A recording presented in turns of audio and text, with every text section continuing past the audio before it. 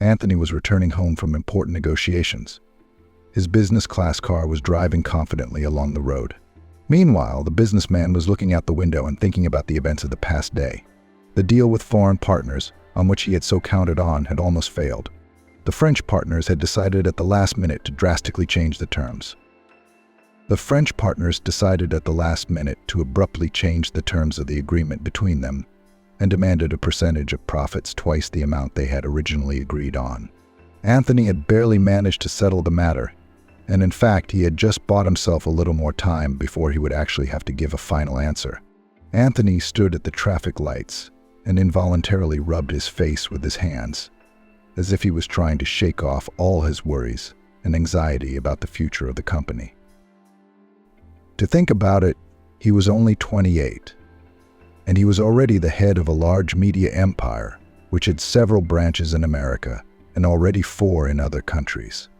Naturally, foreign partners immediately became active, wanting to get a bigger share in such a profitable enterprise. So Anthony had to spend all his time at work, trying to put things in order. The most frustrating thing is that the young man did not even have a lover to be able to distract from all the complexities of the work process on love and the joy of relationships. It turned out so not because Anthony was betrayed by someone or he experienced a painful parting. No, the young businessman just did not want to enter into, as he himself put it, an empty relationship. The fact is that Anthony by nature has always been a very deep and loyal person, and he expected the same from his future mate. But it was not easy to meet such a girl, and he did not want to settle for less. And to tell the truth, Anthony now was not to love and romance. The business, recently given to him by his parents, had become a serious responsibility. He had to orientate himself literally on the fly, although his father tried to pass him the key parameters of the family business.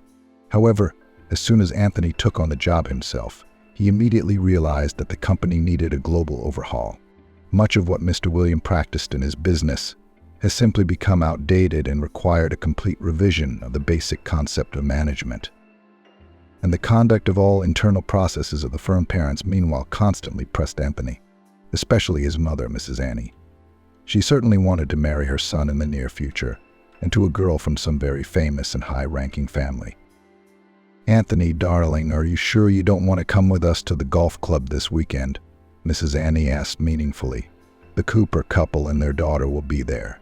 Chloe is back from London this year." Yes, imagine that, she finished her undergraduate degree there. Now the girl's a Master of Arts. Sounds like a great fit for you. You should definitely take a look at her. There you go again. Anthony sighed heavily. "I thought I made it clear to you and Dad that I'm not interested in a relationship just yet. And I certainly don't want to consider all sorts of options.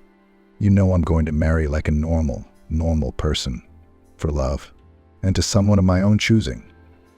"Anthony's son," Mum retorted indignantly, "by the time you choose a wife, your father and I will be old enough. You're nearly 30, aren't you? It's time to start thinking about starting a family and having a home of your own.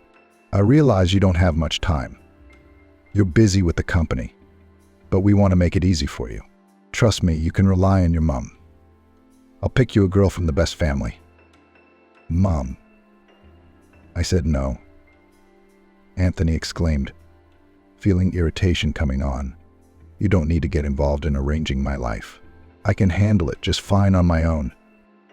"I see," Mrs. Annie said dryly. "Do you want to leave us without heirs, to act like the ultimate selfish man? What if something suddenly happens to you?" The woman began to sob, tears welling up in her eyes. "If you get into an accident like your naughty brother and leave Daddy and me, do you think we can survive that? Do you think I can?" Mrs. Annie began to sob loudly, and poor Anthony had to comfort her, apologizing for his intemperance. "Mum, please calm down. Please don't worry so much about me. I was unforgivably rude to you. I apologize. It's just that you know how hard it is for me to work at Dad's company." "This was all John's job to handle," Anthony said. "Yeah, but he's gone," the woman said through tears. "Now you, Anthony, are our last hope. I won't survive the death of another son. And of course I want you to have children, and I want Papa and me to have grandchildren, so that the stomping of little children's feet can be heard in our house again." Anthony held his mother tightly to him then and could hardly comfort her. John was 2 years older than him and had been preparing since he was a boy to lead his father's empire. Anthony had always admired the hard work and perseverance his brother put in to become a worthy leader. He studied very hard, constantly taking additional courses to learn skills that could be useful to him in business. But all this lasted exactly until John began to drink. It happened about a year ago. The older brother abruptly lost interest in everything, burned out and as if he didn't know where to put himself. When questioned by his parents, John every time answered evasively, saying that the vector of his interest in life had changed. But in what direction he changed, he did not specify. Instead, his brother closed himself in their home library with a bottle of whiskey and stayed there for hours, consuming one glass of alcohol after another. Anthony still held himself responsible for his brother's death. Maybe if they had sounded the alarm sooner, if they had thought about how to help him sooner, John would be alive now. Anthony instead tried to stay away from his brother, thinking that he was having an identity crisis and that John was old enough and self-sufficient enough to handle it on his own. As a result, his older brother just got behind the wheel drunk one day and crashed at breakneck speed into a train passing by on the railway. The investigation found that it wasn't a suicide. He simply fell asleep at the wheel because of the huge amount of alcohol drunk before the trip. Except that Anthony himself took this tragedy as a real sign from above. He sincerely believed that his brother was thus trying to ask him and his parents for help, but none of them heard him. Both he and his mother and father experienced this loss with great difficulty. Anthony even underwent several courses of psychotherapy, so difficult it was for him to cope with the pain tearing him from the inside. The young businessman could not come to terms with such a stupid and terrible death of his brother, so he admitted to himself that he also needed help and went to a specialist. John had been gone for 7 months. The subject of his death was still very painful for Anthony. The young man often came to the cemetery to his brother's grave and had long conversations with him, asking forgiveness for his then frivolity and unwillingness to see the problems. So when his mother, without realizing it, began to manipulate and pressure him through the image of his deceased brother, Anthony found it very difficult to contain his resentment and anger. He was already under a lot of pressure from his father, who controlled his every move. And then there was Mum and her marriage. That was partly why he had plunged into the business so eagerly, taking it entirely on his shoulders. When John was alive, Anthony did not think of becoming the head of his father's company. The guy dreamed of linking his life with art. The current businessman planned to open his own art gallery in the city and exhibit their young and promising artists, whose talent in the future could decorate the living room or hallway of the house of a famous person. Mrs. Annie and Mr. William often laughed at their youngest son on account of this. "Oh, Anthony, you're not like us in that respect," his father used to say to him. "You had better take a better example from your brother. He, John, is already running the branch proper. He's getting into our business thoroughly, so to speak. And you're all about the pictures. So maybe it's for the best," objected the son with a smile. "We already have one brother who is a businessman in our family. Let there be another brother, a gallerist known throughout the city. I'm not drawn, Papa, to all this business stuff of yours." "Oh, you shouldn't say that, son," answered the mother in Mr. William's stead. "We live in a world now where you can't live without a reliable business. What are you going to do with those paintings if nobody buys them? You could have used your skills more effectively at your father's firm. Did we pay all that money for your training for nothing?" Anthony clenched his teeth and said nothing. He couldn't explain to his mother his attraction to painting rather than to documents and endless financial reports. One way or another, he had to take over from John. And now he was learning the basics of management at a rapid pace every day, using his creative skills for the good of the family business. He would never get John back, no matter how hurt and offended Anthony and his parents were. As for getting married, he made it clear to his father and mother that he would not be in a hurry. "When the time comes, I will meet my true love, the girl I want to tie my life to," Anthony told his parents. "You will certainly be the first to know." He was still sitting behind the wheel of his car, looking out at the summer sun setting over the horizon. A warm breeze blew in through the open window, which brought the young man out of his reverie. The businessman was just passing over a wide motorway bridge that sprawled over a small river when he saw something strange. It seemed to Anthony that there was someone in the water, because the water surface was somehow unnaturally rising and falling. Looking around, he noted that none of the motorists were stopping. Anthony pulled over to the side of the road and walked out to the bridge railing. Taking a closer look, the young businessman realized he wasn't mistaken. There was a young girl in the water, a few meters below him, desperately fighting the current. Damn it! Anthony cursed to himself, and without thinking long enough, he threw off his shoes and jacket, and then dived after the unfortunate girl into the deepest part of the river. The water was murky, but the man quickly found the stranger going down. Taking her under the armpits with one hand, Anthony began to row desperately to bring the drowning woman to the surface. The latter was not easy, for the current that the girl was trying to overcome was indeed so strong that it almost carried the businessman in the opposite direction. Anthony almost lost his orientation himself, but as he had trained a lot in the swim team at school, he was still able to cope with the water element and save her. When they managed to get ashore with great difficulty, the girl recovered a little and looked at her savior with gratitude. She slowly rose to her feet. Her clothes were soaked through, but she still managed to give the businessman a weak smile. "Thank you," she stammered out. "If it weren't for you, Bax and I would be completely lost." The businessman, who was trying to catch his breath at this time, looked with mute amazement at the girl. "With what, Bax?" he asked in an incomprehensible tone. Anthony thought at first that the poor fellow was a little lost from stress, but at that moment he noticed the girl clasping her hands to her chest. Only now, in the middle of the sandy bank under the bridge, there was a quiet and pitiful whimpering, and Anthony saw in the stranger's hands a tiny, 1-month-old puppy. "Is that what you went into the water for?" Anthony exclaimed with undisguised indignation. "Did you jump in after the puppy?" "Well, yes," nodded the girl, shivering with cold. "Some rascal threw him right in front of me into the water. Just took it out of my bag like that." The memory caused her to burst into another fit of tears. It was only then that Anthony noticed the girl's rounded belly protruding strongly from beneath her wet clothes. She was pregnant, and the term seemed to be quite advanced. "No. Are you out of your mind at all?" shouted the businessman at her, shocked. "Are you sick of living? What if all 3 of you had drowned? Okay, you don't think about yourself, but what's your child got to do with it?" The unfortunate woman modestly lowered her large light blue eyes and continued to hold and stroke the whimpering puppy. She herself was as pale as the first snow. When Anthony saw the girl's lips begin to turn blue, he realized that she was on the edge. It was impossible to get anything out of her in such a state, so Anthony decided to take her to his cottage so that she could warm up and come to her senses. "What's your name anyway?" Beatrice Morris," she answered, exactly as she had done in school. "All right, Beatrice," Anthony interrupted her, sighing. "Why don't you get in my car and I'll take you back to my place? I'll give you a hot cup of tea. You rest there and we'll see what you need to do next." She nodded briefly and got into the car. The puppy, of course, was still with her. Anthony shook his head, slammed the door behind him, and turned on the heater so she could dry off.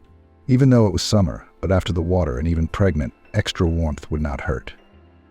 The cottage where he was going to take Beatrice had once been their family home, but in the last couple of years only John had been going there. The young man explained to his younger brother that he went to the countryside to gain strength and relax from the hustle and bustle of the city. John could live at the cottage for weeks and then come rested and fresh to plunge into the affairs of his father's firm with renewed vigor. However, before his death, his brother was not interested in even that. After John's departure, the cottage passed to Anthony, and he sometimes went there in memory of his brother. Mother and father could not bring themselves to go there. They had too many memories of the place in John's childhood. Besides, Anthony understood perfectly well he could not bring Beatrice to his home. Her parents simply wouldn't understand. A poorly dressed girl soaking wet, clutching a street puppy, and 8 months pregnant. It's not hard to imagine what thoughts would immediately pop into their heads. Anthony and Beatrice barely spoke a word during the whole journey. Beatrice was mostly silent and demure. Anthony kept his eyes on the road as it began to darken rapidly. Out of the corner of his eye, he glanced at the girl from time to time. Beautiful, fragile, with a mop of fluffy light brown hair. Beatrice could have been a true lady if it weren't for her poor clothes, obviously second-hand, and her noticeable thinness. They gave Beatrice away. If not a rich girl, then certainly not an ordinary one. Beatrice, as the businessman realized from their brief conversation, had been brought up in an orphanage and had been left to fend for herself for most of her own life. She had no relatives, and when asked if she had a husband or fiancé, she would not answer at all. "I'm not comfortable with the subject. I'm sorry," she explained to Anthony. The man did not insist and left the girl alone. When they reached the cottage, something strange happened. At the sight of John's house, Beatrice looked at Anthony with surprise, but did not say anything aloud. The businessman thought that she had never seen such large country houses, so he just nodded, trying to fumble in his pocket for the keys to the front door. "What the hell?" he muttered to himself, patting himself in all his pockets. "Where could I have put it?" "Have you lost something?" inquired the girl politely. "Yes, I lost the key. I guess when I was diving into the river after you." Anthony remembered exactly that he had the key in the breast pocket of his shirt.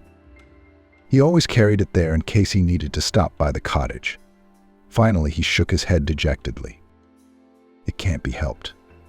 I guess I'll have to climb through the window after all." Beatrice watched her rescuer closely, but when he was about to kick out the small window on the ground floor leading into the storeroom, the girl stopped the businessman. "Anthony, you needn't. Let me better open it with my key."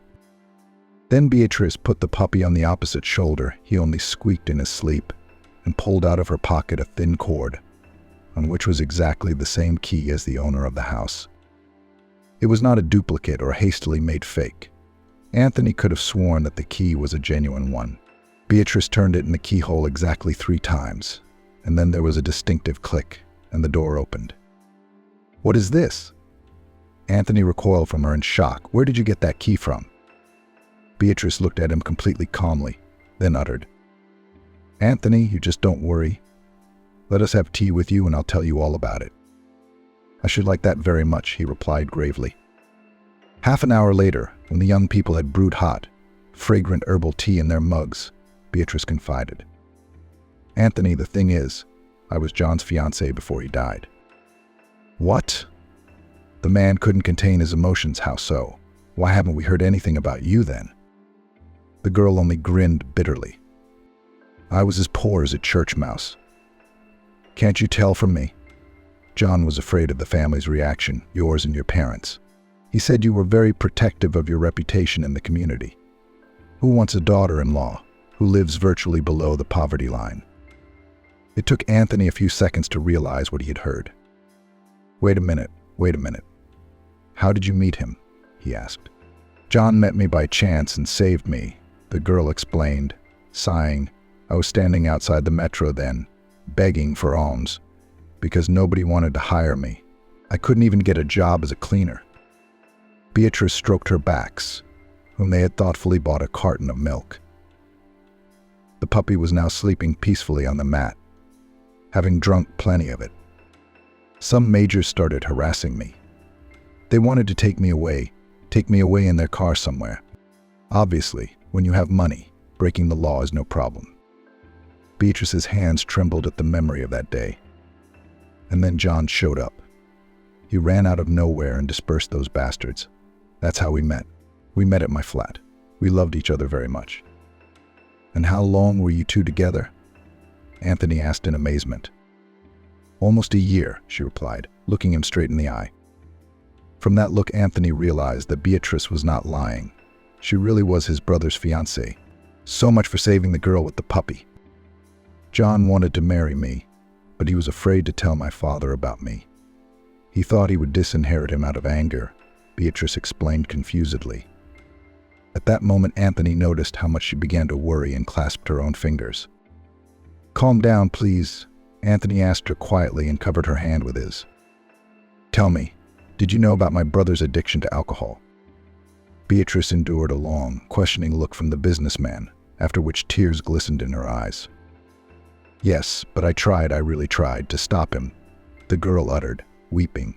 He started drinking when I got pregnant. I couldn't think of a way to bring me to his house and introduce me to you. Because of that, basically, I'm the reason he died. Beatrice could not bear it and burst into tears, covering her face with her hands. You can't blame yourself for his death. Anthony tried to soothe her. No one is to blame for what happened to my brother. It just took me a long time to realize what happened to him, why he suddenly started drinking. The young businessman looked at his guest carefully. But now I realize John was just ashamed of us. He was ashamed of us in front of you. My parents, and I guess I'm part snob. And my brother didn't want you to have to deal with that unnecessarily. Didn't want to hurt you and your child. Anthony leaned back in his chair in amazement. It finally made sense to him. The situation was clearer, but one thing the young man still couldn't understand. Why didn't you come to us when John was gone? You must have needed help. And I understand money has been tight since your brother's death. Through sobs, Beatrice replied. Well, what do you think? Look at me. I'm telling you I'm a beggar and I have a belly. How can you imagine it? Could I have come to your house and told you that John was almost my husband, that we wanted to get married? You'd have me thrown out of the door. Beatrice silently pointed to the key of the cottage. John used to bring me here. He wanted to be outdoors with me. That's when he gave me this key. Said I could come here anytime I wanted. But of course I never came here when he wasn't around. I kept the key for some reason, probably in memory of him. I put it on my shoelace and now I wear it instead of a talisman. The girl gently stroked the key and smiled weakly. Wow, who would have thought it could still come in handy? Anthony was at a complete loss. Surely this girl could not be left in trouble, especially as she carried his own nephew under her heart. Beatrice, listen, began the businessman. Stay here to live for the time being. I will bring you and the baby all the necessary food, vitamins. Just don't go anywhere, please. Beatrice looked at him questioningly. You won't bother anyone here, Anthony assured her.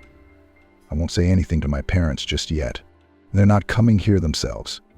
You're right, I do need to think about how to break the news to them. But I want you to stay here until I can figure out how to bring you into the family. I'm sure they'll be happy to know they're about to have a grandchild. After all, they dream of him so much. Beatrice looked at him, and from the expression in her eyes, the man realized that she did not have much faith in the success of the undertaking. Yet the girl agreed. What was she to do? Not go back outside under the open sky. All right, she said at last. I'll try to be quiet so the neighbors won't suspect anything. After that, she cooked her and Anthony an unpretentious dinner, and then the businessman drove back. From that moment, Anthony began to take care of Beatrice, coming to the cottage often and for a short time. He brought food, vitamins and fruit for the baby, and of course, food and treats for little Bax, whom Beatrice almost never let out of her hands. The most interesting thing is that the young businessman was not at all embarrassed by the girl's poverty. He felt that from her emanated inner energy and beauty. Anthony was amazed at her resilience and optimism. After all, Beatrice to the last waited and tolerated the indecision of his late brother in the hope that he still dared to go against the will of his parents and make Beatrice his lawful wife. Surprisingly, Anthony was comfortable around this brave girl. When he asked her age, he was greatly surprised to learn that Beatrice was only 23 years old. John was much older and therefore had to take full responsibility, except that for some reason he was never able to see it through. As it turned out, the older brother of the businessman was a determined and confident man only at work, but in his personal life became a victim of his own prejudices, no matter how sad it was to realize it, Anthony. At the same time, Mrs. Annie and Mr. William began to suspect that something wrong was going on with their son. More than anything, they feared that the same thing would happen to Anthony that had happened to his older brother. So they decided to find out as a matter of urgency what the younger one was hiding at their old cottage. What if he's drinking there too, like John? Or worse, Mrs. Annie sobbed. It doesn't look like it, shook his head Mr. William. Besides, Anthony wouldn't behave like that.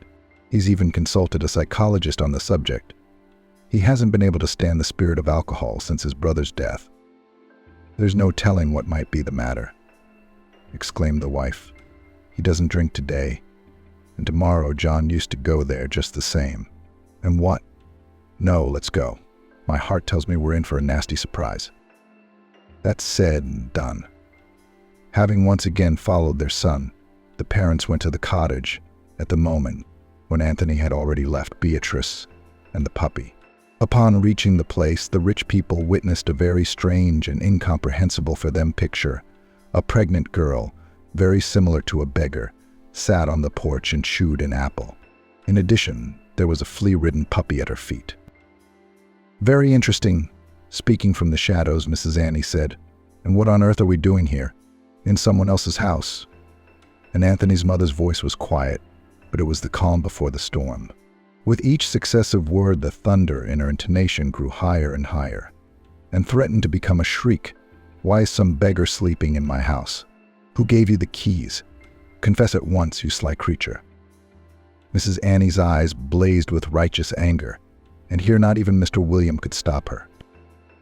"You've got it all wrong," Beatrice tried to explain the situation to them. "Anthony has given me permission to live here.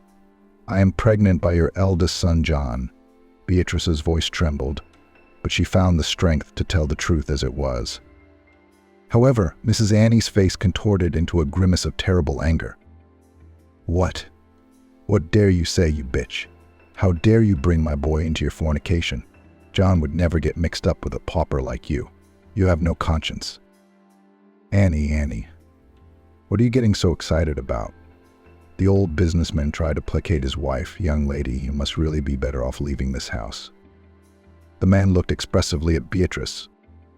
"Get out, you shameless girl," shrieked, as if exploding, Anthony's mother. Her exhortations were at that moment utterly uninteresting. "Why do you do that, Mrs. Annie?" Beatrice asked reproachfully.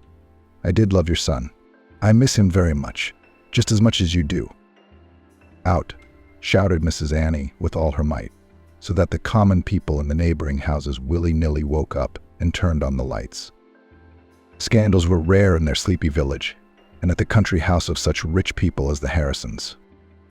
Crying with humiliation and resentment, Beatrice quickly gathered up her modest belongings, took Bax with her, and ran down the porch steps, disappearing into the darkness of the summer night.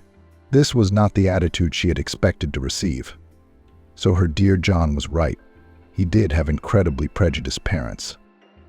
"Perhaps we were wrong to be so cruel to the girl." Mr. William tried to intercede for Beatrice. "Are you going to say anything more in her defense?" Her spouse looked at him menacingly. The elderly businessman faltered and silently drove his wife back home. There they were met by an agitated Anthony, who had been fumbling with his phone for the third hour trying to reach his parents. "Mom, Dad, where have you been?" "I've already lost you." His son looked at them perplexed as they took off their shoes in the hallway. "Yes, son. I confess you disappoint me after all." The mother began slowly. "We've been to your cottage, the one you inherited from John." Anthony turned pale. He knew at once that his mother had found out about everything. "Ah, I see you've got some beggar woman and her dog living there," Mrs. Annie shrieked, and began to step slowly towards her son. "What have you done with Beatrice, Mum?" Anthony asked coldly. "What I had to do, I did. Kicked her out," replied his mother with a proud upturned chin. "Are you mad?" Anthony couldn't take it anymore. "She's in the last months of pregnancy. She could give birth at any moment." The young businessman began to argue with his mother, proving that this girl had everything to do with their family. However, Mrs. Annie only laughed in response. "Who are you listening to, son? Wake up. People like her would cheat anyone for a place to live and a piece of bread in the capital. Do you really think she could have been your brother's fiancée?" "She had a key to the house, Mum," the son explained to them, barely containing his anger. "And yes, I believe her. We talked to her a lot about her brother." Mrs. Annie squinted thinly, as if facing an attack. "You just don't understand anything," she hissed. "How do we know now that it is our John's child she is carrying under her heart? That girl could have been loved by anyone, and now I'm supposed to feed her and support her until she gives birth. Of course, when the baby's born, we can do a DNA test, but it's a long way off. In any case, I'm not going to go along with this liar." With these words, Mrs. Annie went to her room, and her father rushed after her, worried that his beloved wife's blood pressure might not spike. Anthony remained standing in the drawing room, tormented by feelings of embarrassment and guilt. He realized that Beatrice was telling the truth, and that his parents had thrown an innocent girl out on the street just before she gave birth. He tried to find his late brother's fiancée, but it was in vain. Beatrice seemed to disappear and did not answer the phone calls, which Anthony never tired to make in an attempt to get through to her. He had bought her a simple push-button phone so that he could always be in touch if she needed anything. But it had been over a fortnight and Beatrice still hadn't returned a single phone call. Anthony became worried when he remembered that she was about to give birth.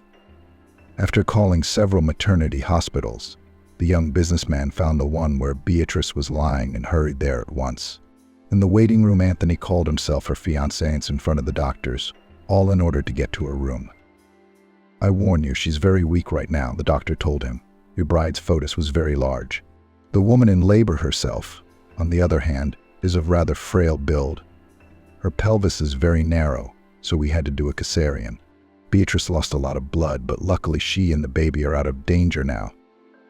At these words, Anthony felt immediately relieved. Thanking the doctor, the businessman went to Beatrice. She was lying on the bed, very pale, paler than in their first meeting with Anthony. However, at the sight of the visitor, the girl smiled. "I didn't think I'd see you again." Anthony, her voice was very low and weak, but the lad could still hear everything well. He immediately jumped up to her. "I'm sorry about my mom and dad, Beatrice. I'm so sorry they kicked you out." She shook her head slowly. "You don't have to be. I mean, I understand it all. In their eyes, I'm a predatory con artist who wants a rich suitor by any means necessary. It's hard for them to believe John and I have feelings for each other." "They shouldn't have kicked you out," Anthony said, taking her gently by the arm. "I still can't get it into my head how they could have done that to you." Just then he felt the girl weakly squeeze his palm in return. "Thank you, Anthony, for your support and for everything in general." She gave the young businessman a long look, and at that moment he realized that he himself was ready to drown in those sky-blue eyes. Realizing that there was almost no one to take care of the child while his mother was recovering from a serious operation, Anthony tried to visit Beatrice more often. He hoped that she would recover faster if she felt care and warmth of heart. He carried to the maternity hospital everything necessary for the young mother and her baby. Food, nappies, medicines necessary for Beatrice and her nephew. Anthony did not spare any money, only if Alex, as the boy was named, and his mother would come back to normal faster. One day Anthony was summoned by the attending physician. From his concentrated face, the young businessman realized something unpleasant had happened. "Alex has a heart defect," the surgeon began at once. "The situation is extremely grave. If the infant is not operated on, he will not have long to live." Anthony was in shock. "Is there nothing that can be done? And when do we have to do this operation?" With all his strength, he asked. 6 months at the latest. "We can't delay here in any case," replied the doctor. "Any delay may cost your boy's life. Another thing is that the queue for free surgery may stretch for several months or even a year." "But aren't newborns given a quota out of turn?" Anthony looked at him doubtfully. "They do," nodded the serious surgeon. "But do you have any idea how many of these babies we have all over the country? Anyway, if I were you, I'd start preparing for the fact that you'll have to pay for the operation." The doctor voiced the amount needed for the surgery and subsequent rehabilitation of the baby. Without delay, Anthony agreed to pay for everything. "If you need any help from me, I'm ready to do anything," the businessman fervently assured him. The surgeon suggested Anthony take compatibility tests as the uncle wanted to be a donor to the baby. But when a blood draw was done on little Alex, the unbelievable was revealed. The fact was that absolutely no blood relation was found between Beatrice and Anthony's son. "So you mean to say that this boy is not related to me?" Anthony asked the lab technician in amazement. "Unfortunately, that is indeed so," replied the latter, and lowered his eyes. You have nothing in common with him. The businessman didn't know what to think. He didn't talk to Beatrice about anything. He just didn't understand how he should communicate with her now, after everything that had happened. What if his parents were right, and he had taken in a common rogue? And what to do with the feelings for Beatrice, which he was not at all ready to give up? I guess you were right, Anthony said to his mother. It was Beatrice who fattened her child somewhere, and then decided to fool our John with it. Anthony was ready to weep himself at such a betrayal. Is my brother dead because of her? But I feel sorry for her baby. That's what hurts. On learning that Beatrice's son had been diagnosed with a serious heart defect, Anthony's mother suddenly softened. She looked warily at Mr. William, who only nodded silently. You see, son, here's the thing, Mrs. Annie began in a trembling voice. I suppose we should have told you everything a long time ago, but we kept lacking the resolve. What is it? Anthony shifted his gaze anxiously from her to his father and back again. The fact is, said his mother slowly, that you don't know everything about your brother. Anthony felt his heart beat twice as fast. Mom? He looked at her questioningly. Just then Mr. William, who took pity on his spouse, entered the conversation. What Mama means to say, Anthony, is that John, though he was a son to us, was not related by blood. How do you mean? Stammering, the young businessman interrogated them. William and I have been unable to conceive for a very long time, Mrs. Annie said, wiping her eyes with her handkerchief, embarrassed. So we decided to take a baby from the orphanage. We picked out the one we thought looked the most like me and Daddy and brought him up. We loved John like he was our own. I swear. The mother clasped her hands to her chest. And then 2 years later we had you. But we never felt any difference between you, Father hastened to add. You were both loved by me and Annie quite alike. Now you know the whole truth. Anthony felt that the air in the room where they were sitting had suddenly come to an abrupt end. He had nothing to say to that, except to wonder how they could have kept the fact that John was their adopted son from him for so many years. That's what John himself asked for, Mr. William explained to Anthony. He didn't want you to see him as an outsider in the family. You were teenagers then, and he felt strongly about it. I don't believe my ears, said the son. Yes, I adored him, always admired him, and I could have cared less whether he was my own or not. Anthony felt his heart pounding with indignation. Mom, Dad, I understand, but I've always loved my brother, and that will never change. Anthony finally said, You should have told me everything at once. All these prejudices of yours. Look where they've brought us all. Anthony wasn't angry with his parents. He realized that they were not worried about Beatrice's son, because they knew perfectly well that this grandson was not their own. However, everything changed the moment Mrs. Annie found out that the baby was ill. Now that Anthony knew the truth, he could no longer worry about Beatrice's loyalty to his brother. After paying for the boy's operation, he continued to care for him and Beatrice. When the young mother was discharged from the hospital, Anthony immediately took her to his and his parents' mansion. There Beatrice could take care of the baby in peace. And Anthony himself and Mrs. Annie, tawed towards the little grandchild, began to actively help her. The funniest thing was that Bax, whom Beatrice, as it turned out, had given to one of her good friends, who lived in a small house on the outskirts of the city, before giving birth, moved to the mansion. Bax now had his own beautiful doghouse where he loved to hide and sleep, after playing rough with Anthony. Alex underwent surgery just a couple of months later, when the boy was strong enough for such manipulations to be performed on his heart. Beatrice was very worried about her son, but luckily the surgery was a success. And now Alex is a healthy baby boy like all other children. All this time their first tender feelings were slowly developing between Beatrice and Anthony. Beatrice herself did not understand why this tall, blonde-haired man was causing her such excitement. Anthony was nothing like John. And yet, from the moment he had saved his life, the young mother felt that she was gradually falling in love with Harrison's youngest son. Anthony, on the other hand, was simply enjoying Beatrice's company, not hoping for more, although strong feelings were also raging in his heart. For the first time he realized that Beatrice was the one with whom he wanted to tie his life. It took several more months before Anthony decided to ask Beatrice out on their first real date. The man was very nervous and generally acted like a boy in love, not knowing where best to ask her out. "Beatrice, let's go to the cinema," he suggested. "Gosh, it must be ages since I've been there," Beatrice replied, laughing happily, and gratefully accepted the bouquet of beautiful white roses Anthony had prepared for her. "If you like it, I promise we'll go there every week," he assured her fervently. The date went off just fine, and at the end of the evening, the young people did not hold back their feelings and finally joined in a tender and passionate kiss. Both had been waiting for this for too long, so they decided that they would no longer put their lives on hold, but would start loving and feeling again here and now. Another 6 months later, they had a beautiful, lavish wedding. Little Alex, sitting in his grandmother's arms, admired his beautiful mum, who seemed the happiest woman in the world that day. Anthony had never seen Beatrice so radiant and healthy. By that time, she had grown stronger and transformed herself from a poor haggard girl to a charming and slender lady.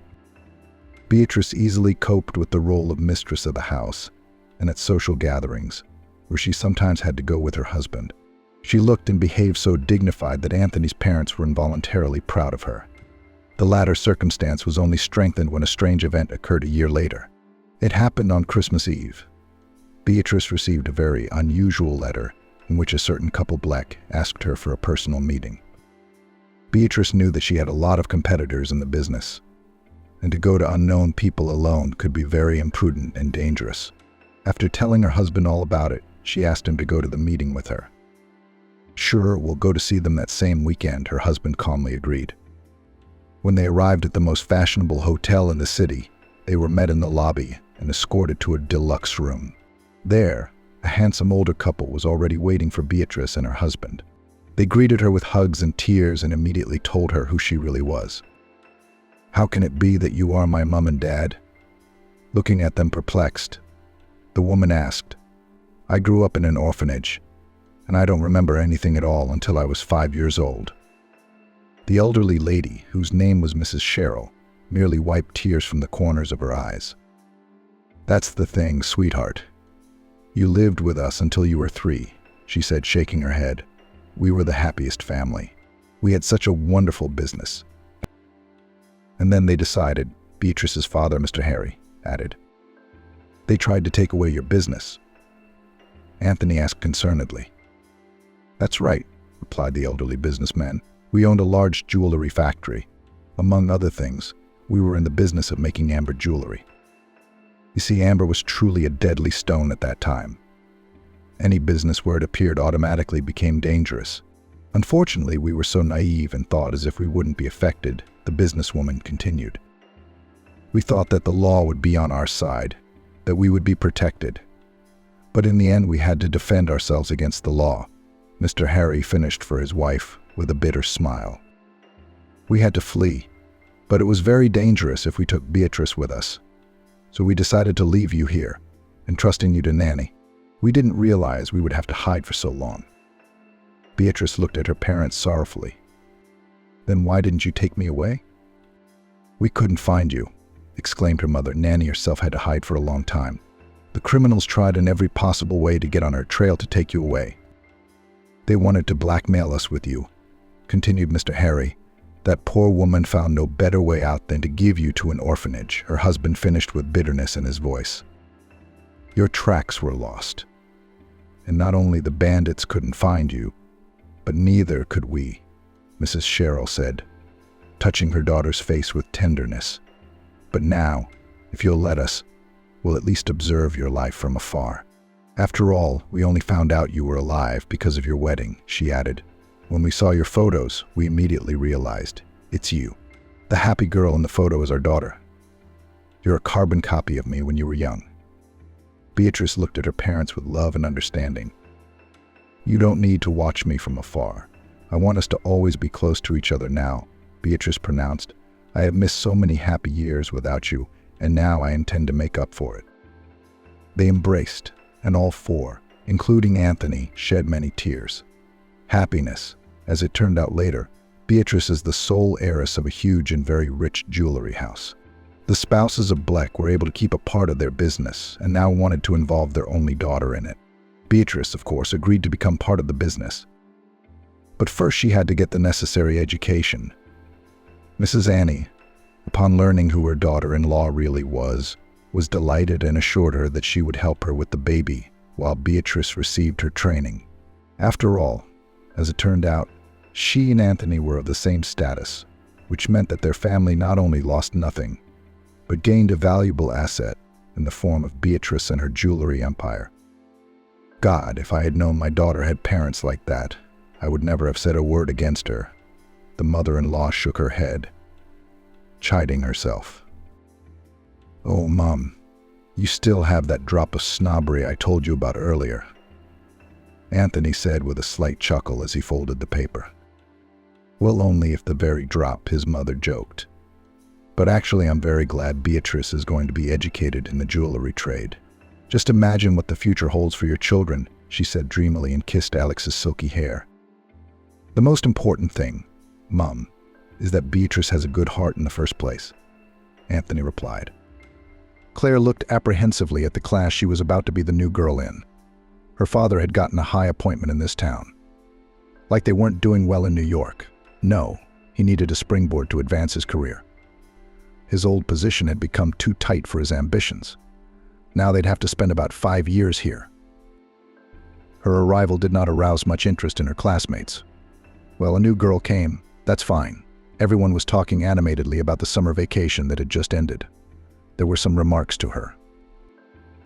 Mom sent me to the country. I was stuck in the vegetable garden, picking all the crops. It's good that there is a lake in the village. We went fishing every other day. Then we fried fish on the shore on the coals from the fire. Girls, look what a sundress I got at the sea. Girls. All the boys looked at me. I was so pretty.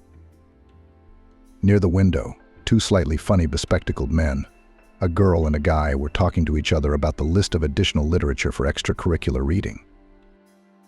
No, I never got into this Shakespeare and his Hamlet, said the guy. But Remarque's Three Comrades is a thing. I reread it twice. And I took up the Master and Margarita ahead of time, replied the girl. I couldn't tear myself away. I swallowed it. You haven't read it yet? I'll bring you the novel tomorrow. It's definitely your type. Claire remembered similar conversations after long vacations at school in Moscow. Heaven and earth, a completely different world and life. How could she share with her new classmates that she'd sunbathed on France's Côte d'Azur this summer and then traveled with her parents to the Greek island of Crete, exploring the traces of civilization? They would have gawked at her as if she were an alien. But there was no choice. One had to get used to it and settle in. And she wasn't proud or imagining she'd been born with a silver spoon in her mouth. Hannah had managed to catch her parents' life and her own in a communal apartment with 4 families in the neighborhood. Then her father dramatically moved up the career ladder. A designer by trade, he invented something for the airplane industry. Hannah was never interested in the details. Nevertheless, he had first been invited to work in New York City from the suburbs, and now he was sent to head a new industrial plant in the Northwest, built specifically for his brilliant, undoubtedly talented invention. Hannah's mother didn't come from a wealthy family. She started out as a manicure and pedicure master in New York City. Her husband, with fabulous fees for new technical ideas, helped her buy out a rundown hair salon. In a year, a woman with golden hands turned the institution into an elite salon. She followed her husband like a Decembrist wife. Is it possible that women don't go for manicures and pedicures? Will she be in demand in the new place? In a medium-sized town, the family of a designer, and now the head of a large company. 3-room apartments in a new building were allocated to them immediately. You can't miss such a specialist. Who could replace him? He is constantly generating new inventions. In an apartment complex on the outskirts of the city, they were looking for a beauty parlor manager. Hannah's mother came in handy from the get-go. What was Hannah supposed to do? She couldn't live a sheltered life. Now it was a 3-stop bus ride to school. It's a short distance. In good weather you could easily walk it. That's how she ended up in 10th grade. It was still 2 years until she received her matriculation certificate. When the bell finally rang on September 1st, the class teacher introduced the newcomer to the class and looked around. We don't have a lot of desks in the classroom. You, Hannah, have only one seat next to our local star Robin Kovalev. Here he is, late as usual. The table was the last one in the middle row. Claire looked back at her newly arrived classmate. Tall, statuesque, handsome, with mischievous eyes. He was wearing jeans and a blue polo shirt that fit him well. You could sit at the same desk with a guy like that, since there were no other options. He and Robin were silent for the first 2 classes, and then they talked about everything. The guy wasn't as well-read as she was, didn't watch some movies and didn't read many books, except for internet videos. He had never traveled further than Miami and had only seen this sea, had not been to New York, Washington. About Europe and other continents, where Claire had already been, she immediately kept silent. But he could definitely give her a head start on domestic matters. He fixed Claire's broken backpack in seconds. And when the homeroom teacher was handing out tickets to the touring production of Michael Rochan's Valentine, and Valentine Robin had gotten them the 2 best seats. It was a gift from their parents to all the students in honor of the start of the school year. Getting into their drama theater during the arrival of the capital's artists wasn't easy. So Claire and Robin became fast friends that no one noticed how the formidable Robin Kovalev fell in love with the new girl at first sight. It was written all over his face. Claire accepted his attentions condescendingly. After the play, she let him walk her out, but she wouldn't let him kiss her in the entryway yet. She was a girl with old-fashioned views and principles, wouldn't kiss a guy after 3 days of dating. On the way, she told Robin about famous actors and the meaning of Rochan's play, but he never understood the meaning of the title. He remained silent. He didn't want to seem like a silly man, far from the theater arts. What bothered him was a meeting he'd set up with some guys from the neighborhood about some, as they put it, proposal of interest to him. He and Claire were from different families. He'd never had any extra money at home. His parents, tobacco factory workers, breathed tobacco dust all day and sold the surplus off the line to the neighbors. Robin had an older brother who was already married. They all lived in an old private house with green shutters on the windows and a wooden porch that creaked under the footsteps of adults. Robin's parents already had 2 grandchildren running around in the yard, and everyone had to be clothed and fed. So the guy had long ago adapted to part-time work, selling surplus cigarettes to passers-by or unloading trucks near the grocery store on weekends. So he bought his jeans, in which he flaunted in front of his classmates, and a fashionable polo shirt himself. And now he was feverishly thinking about what kind of lucrative offer the older guys from the neighboring neighborhood had decided to make him. They looked a little criminal. Yeah, well, he's not the shy type either. He'll figure it out. If he can make some money, he'll take Claire to the movies, back row. Maybe she'll finally let him kiss her. That dream made him shiver with desire. Claire didn't feel the same way. The timid advances of the first guy in the new place had only boosted her self-esteem. But she was a little bored with him. Where was she and where was he? It's ridiculous to think of them as a couple. She even told her mom that she had a devoted beau. But she'd said, "You should be thinking about your studies, Claire. With your looks and my ability to emphasize them, you will always be worthy of many."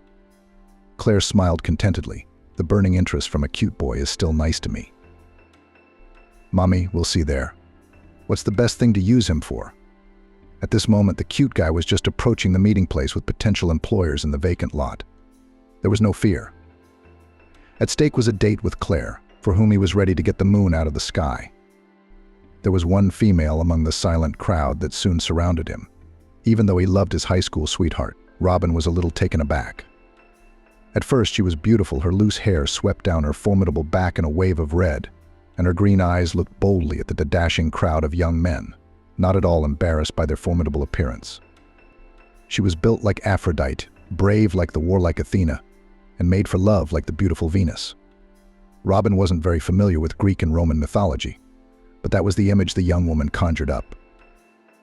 Pushing this beautiful vision aside, a large guy with angry wolf eyes, the leader of the group with a huge ego, stepped forward. "So that's what you are, the local Caliban. I've heard rumors of your technical talents. Rumor has it you can pick any lock with 2 pops. Are people lying or stories?" Robin did indeed help everyone in the neighborhood all the time.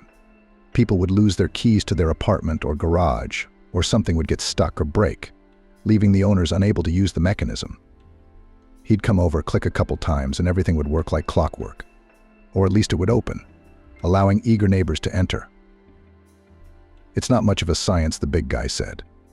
"My father worked all his life as an adjuster on the line and taught his sons a few things along the way. People do not lie. I'm friends with locks of almost any complexity. What do you want?" "Don't push your luck," Kid, the leader of the local gang, cut him off. "We have a proposition for you, a favorable one for all of us. I won't keep you waiting in riddles. All genius is simple. You'll open the cars for us, the ones we tell you to open. We'll pay you handsomely for your talents. Think about it for 3 days. We await your decision." Robin looked at the leader in silence, at the members of the group, at the smiling girl. He didn't think much about it, so he answered right away. "Why wait 3 days? I'm in." Everyone around him breathed a sigh of relief. The leader of the street group extended his hand, and then also patted him approvingly on the shoulder, saying, "And the man, as Vysotsky has it, a proven comrade of ours." Robin opened the first car the next day. The rest was not his concern. He'd gotten his share of the money that very evening. Now he had the means to invite Claire not only to a movie, but also to a cafe beforehand. The carousel spun, the money flowed. The guy didn't think about the consequences. Fate was keeping him safe for now. Robin and Claire went not only to a fancy restaurant, to a concert of a rock band in a closed club, to an exhibition of impressionist painters, where they couldn't understand a single picture, but also went to a country entertainment center with kebabs and a heated pool in the fresh air. Things weren't moving. Claire wouldn't let the guy anywhere near her body or her soul. He didn't know how to make her reciprocate his feelings, and agonized with this uncertainty all the time. He wanted to ask her directly, "Are we together, or are you just playing with me?" One day, once again, he tried to press her against the wall in the entryway. They pressed their lips together, but she pushed him away. "Robin." She called him often when they were alone together. "Who the hell do you think you are? That's not why we're friends anymore. We're from parallel worlds in culture, development, intelligence. Do you remember the play Valentine and Valentina? It was about couples like you and me. Be thankful I'm still spending time with you, but don't ever let go." That hat doesn't fit Robin at all. He left, slamming the front door loudly, and he was gone for a long time. At school, he moved abruptly to another desk, putting the right bespectacled boy next to Claire. After school, he didn't see her off, didn't ask her to go for a walk, didn't put chocolates or apples in her backpack. New Year's Eve passed. Winter vacation flashed by. To Claire and her mother did not get bored. Her father took them to the hot Miami to bask in the sun. In January, the girl returned rested and tanned, and there ran the days of the longest quarter. There was no time to think. She didn't even look at Robin. They were friends. They stopped being friends. It happens when you're young. And Robin had gone off to experiment with car theft. He didn't get disturbed very often, once a week or even twice a week. It usually took him no more than a couple of minutes to work with the lock, and often with the alarm system. The car had no time to make a pitiful squeak, and already changed the owner. And everything would have gone on smoothly, but once again, at the resale gang of hijackers punctured. The owner of the car was a certain influential official. The criminals were caught quickly, and did not treat them with ceremony for a long time. The longest sentence was given to Mickey, but the others were to spend more than a year in prison. None of the boys mentioned Robin. They kept their mouths shut. He got off scot-free. Good thing the kid was in the habit of saving up his stash. He changed his clothes, kissed his family, gave presents, and laid low. Senior year's coming up. He wasn't getting good grades, and after school he had to go somewhere to study. He could use a little capital. Robin tried to tear Claire out of his soul, but she stayed there like a splinter. Sometimes he said to himself, "Well, I'm not Valentine. She's not my Valentine. It's not fate." He met the girlfriend of the leader of their street team at the store by chance. She had faded. She was buying cigarettes for herself in front of his eyes, not the most expensive ones. What did she have enough money for? Slid a casual glance at him. Hannah didn't recognize him at first, but then she perked up. "Are you out, Robin? Skipping school? Why don't you buy the lady some champagne? I'm starting to forget what champagne tastes like. Easy, Robin said in her tone of voice. Pick whichever one's looking at you in the window. Hannah, a sultry redhead, chose a local red sparkling wine that tasted good. She bought a box of assorted cakes, a slice of cheese, and a bag of mixed nuts. Taking Robin under her arm, she whispered languidly in his ear. Come to my place. I'm home alone now. Ricardo is dying of boredom and boredom. Already what has come to what soap operas on TV began to watch, when in his stall behind the counter is not standing behind the counter. The owner is such a jerk, he hasn't paid my salary for 2 weeks. He says it's a small turnover. What am I supposed to eat, pray tell? Robin's legs were starting to feel wobbly. This mature, experienced girl had him worried sick. At 16, who wouldn't want to have a peek at a woman like that? He quickly mumbled. I'll be right back, and went back to the store. He'd have to get the redhead something special. But what would he find in a regular supermarket? The idea came quickly he'd spoil her a little. He stuffed a bag full of tropical fruit, a carton of the most expensive cigarettes, a bottle of Armenian cognac. Robin rushed outside, hoping that his vision in female form hadn't evaporated. Hannah waited for him patiently. She must have been desperate for money. She looked greedily into his bag, approved.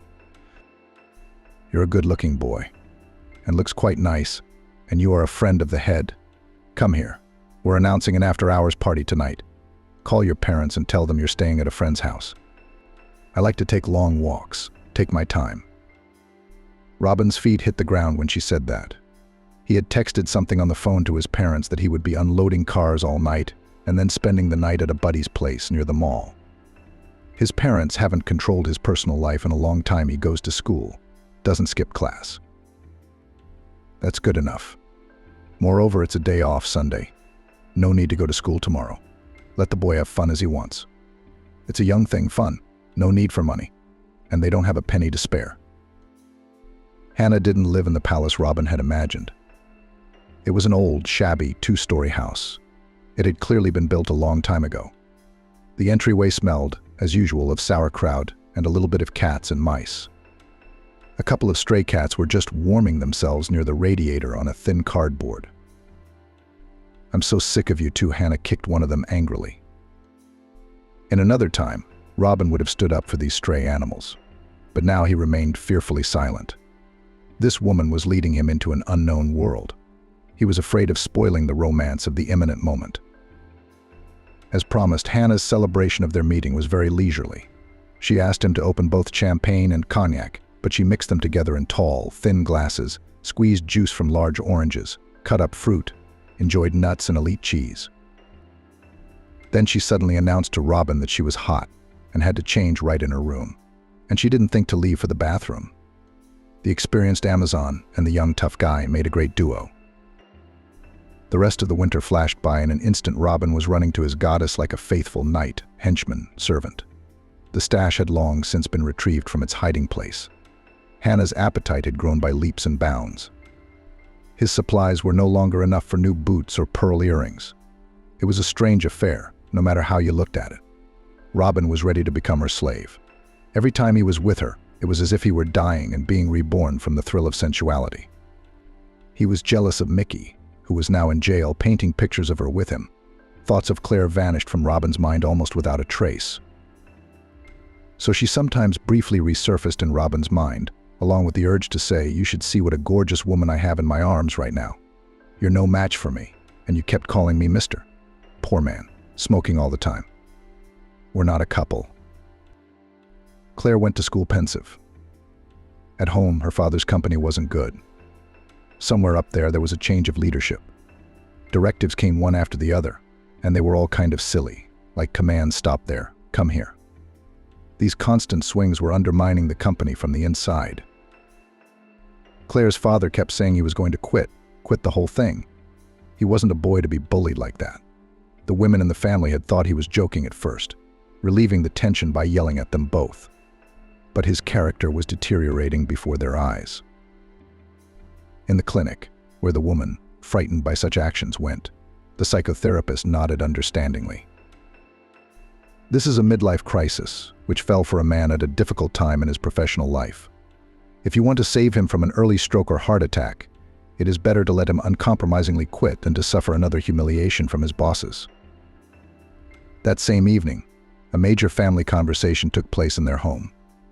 Claire's mother even took time off work for the occasion and prepared a special dinner. She didn't keep the problem from her daughter. She also told her husband directly what awaited him if he stayed at his old job. We all made a decision together with drawings and ideas. Out. A bright design head like that can be useful anywhere. Claire's father at first refused all translated arrows on the fact that they will lose a lot in material terms, but his wife was a stubborn woman, and she loved her husband dearly.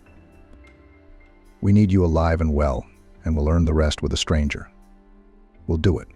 Haven't we afforded ourselves enough? Eating good food, dressing nicely, spending money freely on trips. You and me, honey, we've seen a lot of things. Lucinda's got a lot more ahead of her. It's time to make a stop. Tomorrow you'll be handing in your letter of resignation. The woman wasn't wrong in the slightest. Such an experienced designer was immediately poached by a nice technical research institute. Claire's father no longer believed the promising promises of his former colleagues that all roads were open to him. Fish rots from the head. The industry's leadership was clearly going the wrong way. The wrong way it was only a matter of time. The girl's mother continued to work in her beauty parlor. Claire was safely into the 11th grade. Life did not stop, only the demands and opportunities became different. The key was that the family came out of the alleged circumstances without moral and physical losses. This is a good time to remember the famous wisdom, God, thank you for taking money. 11th grade. No bright moves in the lives of two once friendly classmates did not produce. Claire has slowed down in her ideas about who is suitable for her as a lover and who is not. She forgot her philosophy about relationships and characters from the celebrated play. All her energies threw to realize her cherished dream to become a stewardess on international airlines. At home with her parents, she kept joking. My good people. I used to fly around the world as a passenger. Now I want to be useful to people when they travel. It's such a wonderful profession with romantic overtones. I'm with a bunch of brave pilots. I am in a nice, beautiful uniform, and behind the porthole, snow-white clouds surrounding my happiness. The older generation didn't argue. If a girl wants to try it, let her try it. Her knowledge would be enough to enter the Institute of Civil Aviation.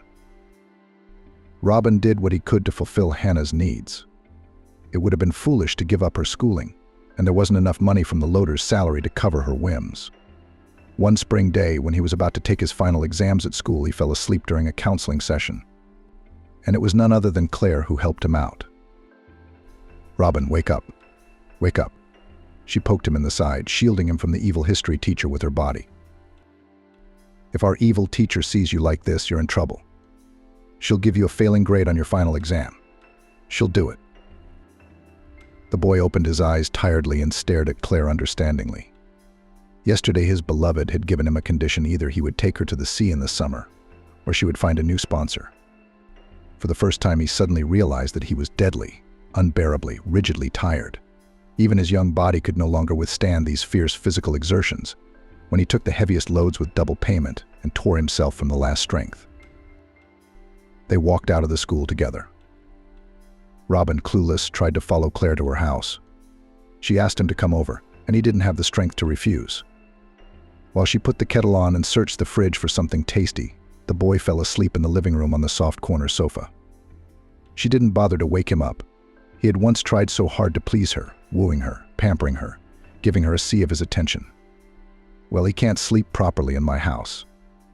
Especially my parents went to a sanatorium for a month and should have returned only by the beginning of my exams, she thought. Outside the window she smelled lilacs, cherry blossoms, and spring May. Now she would make herself some coffee and sandwiches and go cram for English. Tomorrow was class, and she hadn't even started her notes yet. Robin slept through the day and the night. When he woke up, he didn't even realize where he was. In the kitchen, someone was humming a popular song. It smelled of coffee and fresh baked goods. He instinctively moved toward the tantalizing sounds and smells. In the cozy kitchen with light curtains on the windows was Claire. She was baking pancakes and humming something to herself. "Claire, did I sleep here for almost 24 hours?" he asked. "You're welcome," she said. "I'm alone now. My parents are at sea, while still affordable rates in the sanatorium, and I was left on the farm. Is breakfast ready? Go wash up now." And so Robin became her housemate. The loud bells were ringing in her ears. It was as if this hard time with Hannah and the warm tea and heart-wrenching connection hadn't happened. The sun was shining through the window, bright and almost summer warm. Not a cloud in the sky. The sense of spring blossoms floated through the room. A stack of ruddy pancakes on a plate beckoned with appetite, and next to it a saucer with sour cream, coffee in clay mugs, a jar of condensed milk, a plastic package with jam. He had forgotten that mornings could be so serene and bright. He touched his lips lightly to Claire's before leaving gratefully. She smelled deliciously of pancakes and new blackcurrant jam. For the first time, she didn't pull away.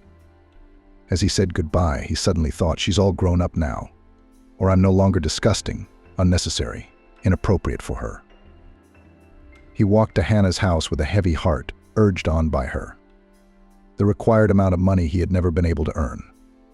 Opening the door with the key the woman had given him, he listened for a long time. There was silence in the apartment. Only in the room there were sounds like whispers. He opened the door. On the table was a box with the most expensive phone that his girlfriend had dreamed of. There were two people lying on the bed, talking quietly. "Get out." Hannah threw him in his direction without even batting an eyebrow. "I waited for you yesterday, my boy, and it's late today." The train left, taking the other passengers with it. Finita la comedy. "Put the key to my apartment on the nightstand in the hallway and forget about it. I'm sick of you." Robin left her house without a sound. He felt as if he'd been doused with dirty water by an unscrupulous landlady somewhere in the back of his life. He listened to himself in surprise. He no longer wanted that red-haired, so artificial love, for which he would easily have laid the whole world at her feet if he had had the chance. Nor did he think of Claire. Last night in her apartment now seemed to him a dream, a joke, a mirage, an illusion. He had thrown all his energies into getting away from this shameful city. He would join the army, enlist in the north, become a long-distance sailor, a polar explorer, a submariner, only not to see more of these streets, which brought him nothing but hardship and betrayal. Claire and Robin passed their high school graduation exams without a hitch. She got the prestigious A's and he got the C's. That didn't stop them from getting their diplomas after the day they'd unexpectedly spent together at Claire's apartment. The young people talked sweetly sometimes, but it never got any further than that. It was as if a glass partition stood between them. They could see each other, but they couldn't get closer, despite the fragility of the imaginary barrier. A month later, Claire started packing her bags for the regional center. She was determined to follow her dream of conquering the skies in a beautiful stewardess uniform. Robin left all the extra nighttime loading jobs behind. Since he was a little older than his classmates, the military draft was just around the corner for him. The girl passed the entrance exams to the institute that trains specialists in civil aviation without difficulty. She put her things in the dormitory, decided to return to her parents for a week, while she has not yet so easily experienced the separation from them. At the train station, unexpectedly met a school friend who saw his family off on vacation. "Claire, what are you doing in town?" he asked. "I heard that you successfully entered the university. You're going to be the pride of our class, a sky wizard on airliners." "You know, Robin, I didn't expect to be such a daddy's girl," she said. "It's only been a couple weeks without them. I miss them. I came here to spend a little more time with them. What are you going to do tonight?" Suddenly, her ex-boyfriend asked her. "You haven't thought about it yet. Is there a proposal?" "Why not?" Robin said with an air of importance. "Let's go to the movie theater and spend some time. I don't have the money, but I can afford to buy a ticket for my friend." They had both grown up. Robin didn't want to puff up his cheeks to show that he was such an important guy. As they say, love us poor, love us rich, everyone will love us. Claire herself had changed. She no longer cared about her comrade's status as before. She was more attracted by the fact that she was always very easy with him. They agreed to meet in the park by the movie theater that evening.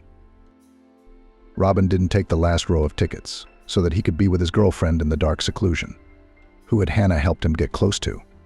He had no desire to kiss Claire, much less to take her to bed. There was a huge distance between the two women, and he sensed it keenly. After a rather interesting movie, they walked home. Robin told his former classmate about his plans to serve in the army and then to get an education. Claire told him the story of her vacation in Crete with her parents. There they once rented a car to see the capital of the island. They were driving along a quiet highway when suddenly, almost next to them, a passenger airliner with burning portholes soared into the sky. Apparently, the local airport was a stone's throw from the road. This stunning sight was the impetus for her future dream. She had already imagined herself walking with a tray of drinks between the rows of seats. Now she was taking real steps towards realizing it. In Claire's entryway, there was an unexpected event for Robin. The girl stood on tiptoe and kissed him herself. "Thank you," she said. "I've been working on my textbooks all last year. Already forgot what it is to go to the movies, carefree to spend the evening in pleasant company." He didn't pounce on her like a kite, but returned her tender kiss, put his arm around her shoulders, pressed her against him for a split second, and then released her. "Claire, marry me," Robin said. "You're always so sweet. It's not for nothing that I used to swoon when you touched my hand at school. You've stirred up all those feelings in me today. I've changed my views on many things in life. I promise to wait for your answer as long as it takes." Claire was stunned. "Robin, you were crazy. And you're still crazy," she began to make her arguments confusingly. "What marriage? I don't turn 18 until October. Ahead of years of study, formation, career in the chosen profession. I have long ago thrown out of my head all silly ideas about princes and princesses. Now I want something else to stand firmly on my feet in life. And there and then think about a husband." He was not offended by her refusal. The main thing here was to indicate his intentions. Perhaps the girl was right. He hurried, voiced them on a wave of emotional impulse. The truth was that he spoke sincerely. He really felt surprisingly good and at ease with her. "I heard you," he said calmly to the girl. "I will not give up my dream of marrying you. I will pursue you again and again. And someday you will realize that I am like in that popular song, The One Who Is Needed." They had ice cream at the cafe. "Tomorrow we'll go for a chocolate-covered ice cream with sprinkles and nuts. We'll have it tomorrow. I've got a stash," Robin suggested. During the week, they had time to eat ice cream and go to the movies a couple of times. They said goodbye in the entryway, as was the custom. A couple of tender kisses as a sign of warmth in their relationship, and then they went home. Robin didn't recognize himself. He was afraid of offending Claire with his overly insistent, frank touches and pushing. He wanted to get to know this girl gradually, in small sips, and someday to know her completely. 7 days later, Claire left to study, and he stayed behind to wait for the summons to the military enlistment office. He didn't get high marks on his school certificate. He hoped with all his might that he would make up for it by serving in the army, where institutions were more loyal. He will eventually get his student card. Claire didn't make it to Robin's send-off. They were now in a different format of communication. All day long, when they were free, they texted each other. Before they left, the guy asked, "Claire, will you be waiting for me after your enlistment? After all, now you only have to serve a year. Can you do that without me?" Claire was at a crossroads. She couldn't understand what it was between her and Robin. Love? Romance? Friendship? A friendly relationship with a hint of romance? It was nothing like that, almost childish kissing in the driveway. It wasn't serious. And Robin's proposal of marriage seemed to her to be a momentary mood, not a global approach to the future. Right now, studying was taking up all her time. Like other, more frivolous future stewardesses, she didn't disappear on dates and parties. Along with English, she took up Asian studies and began to learn Chinese and Korean. Stewardesses with knowledge of Asian realities were valued for their weight in gold. She passed to the second year with all excellent grades in her credits. By summer, Robin had fallen out of favor in the army. There were only a couple of months left before demobilization, and he was ready to snap, to go OL for a long time, to ruin his record with a daring act. Claire had the character trait of making decisions in the blink of an eye. She'd had enough of her parents over summer vacation. August this year had been increasingly cool and rainy. No joy. And Robin is serving in the Caucasus near the majestic mountains, around the national color of the local people, ancient fortresses, the sea, authentic dishes in cafes and canteens. She should fly to him to boost his service spirit a bit. Or are they not real friends and close people? Dad and Mom approved her idea, provided money for the trip, booked her remotely a room in a hotel near Robin's military unit. They didn't get the kids' hopes up. Let the surprise be a complete surprise. 2 days later at the checkpoint, Claire asked for the private she needed from the barracks. Robin didn't even realize at first that she wasn't a mirage. In honor of the arrival of his favorite girl, the command of the military unit was generous. The colonel had signed Robin's leave of absence for 3 whole days. Robin and Claire hugged each other as they walked from the military garrison to the neighboring town and couldn't talk enough. They both felt that they missed each other, that everything was back to normal, that they were so good together, that all their former disagreements were just a mistake. They didn't go to the hotel. They went for a walk around the city first. Claire was so proud of the fact that next to her was a more masculine and handsome man, that she looked at their reflection in all the store windows. In the cafe, they ordered a real Caucasian lamb kebab, warm flatbread with cheese, lots of seasonal herbs and vegetables. Should we drink it all with grape wine? And again, we chatted non-stop. We couldn't believe that we seemed to have wasted so much time we could have spent together. It was late afternoon when they got to the hotel. Robin wanted to book the room next door to Claire's, but she gave him such an expressive look that he hesitated, took her hand, and pushed open the door to a cozy studio with a kitchenette and a huge bed. They fiddled around for a long while longer, watching intermittently some comedy on TV, drinking tea with cookies and honey. The sweets were compliments of the hospitable establishment. Before going to bed, Robin looked questioningly at Claire once more without further ado. She nodded affirmatively and silently too. They spent the remaining 2 days of their stay in love with each other, exploring the local landmark, an ancient fortress with many elegant tower labyrinths, and sampling a lot of national dishes. A lot of time was spent in bed, not thinking about hot embraces. By the evening of the 3rd day, Robin's leave of absence was over. He went to the military unit, and Claire went to the airport. In her hand luggage, she found a first aid kit, which didn't want to tighten because of a packet of pills that kept falling out of it. Claire shoved it back and frustratedly and was stunned. It was the birth control pills her mother had given her before the trip. Impressed by the new places and meeting her boyfriend, Claire had never even remembered them. For a couple of weeks after the trip, the young woman still hoped that the dates with Robin did not end for 2 healthy people who forgot about the existence of contraception.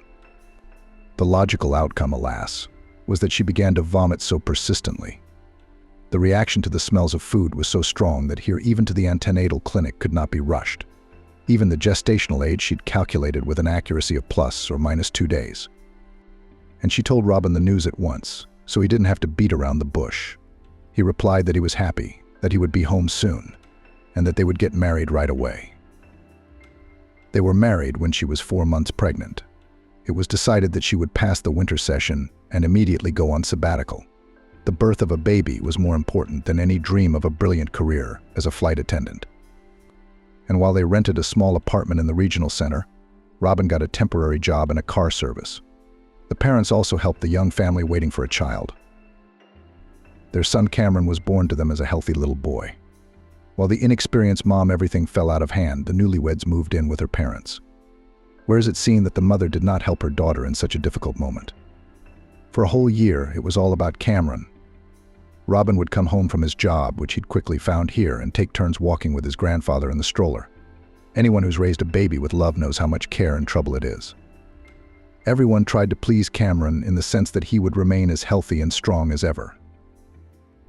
Except that Robin was staying late at work more and more often, under plausible excuses. While everyone was out with his son and grandson, he was earning a penny. How did he explain that to Claire? Trouble comes to a house in different ways. When it sneaks in, when it sneaks out, when it sneaks in proudly. Claire's been making friends with a mom in the yard lately. They hit it off for 2 reasons. Their husbands worked together, and their sons were born only 19 days apart. So they had a lot of common interests. One evening, Claire kept glancing at her watch. She was outside waiting for work. Why not? The weather's so nice, it's summer, it's the second battle. Mommy was in no hurry to come home. "We can talk about women's things," her new friend said as she looked at the dial. "What are you doing, Claire? I'm impatient. Are you waiting for your husband so insistently?" But something began to be delayed almost every day. The owner of that auto body shop is getting all worked up over these second shifts. Second shifts? The young woman asked in surprise. "Mine has been home for 3 hours, and before my walk with my son went to the supermarket. There is a lock on the gate of the car service center, and the alarm button is blinking. No one's been there for a long time, everything's locked up. My husband says people are on vacation. There's a lot less customers." Claire couldn't believe her ears. "The lock's just like a lock," she stuttered. "I'm telling you, there's hardly any orders. My husband even sometimes comes home from lunch to take a bath. Can't get him outside with the stroller." Claire's eyes darkened, cat's mute in her soul, leaving sharp scratches of doubt. She quickly picked Cameron up from the sandbox and ran home without even saying goodbye. Her phone calls were not answered by Robin. The caller was out of range. Her mind was a swarm of suspicions and fears. Now she'd just wait for him to get home from work or wherever he was and set things straight.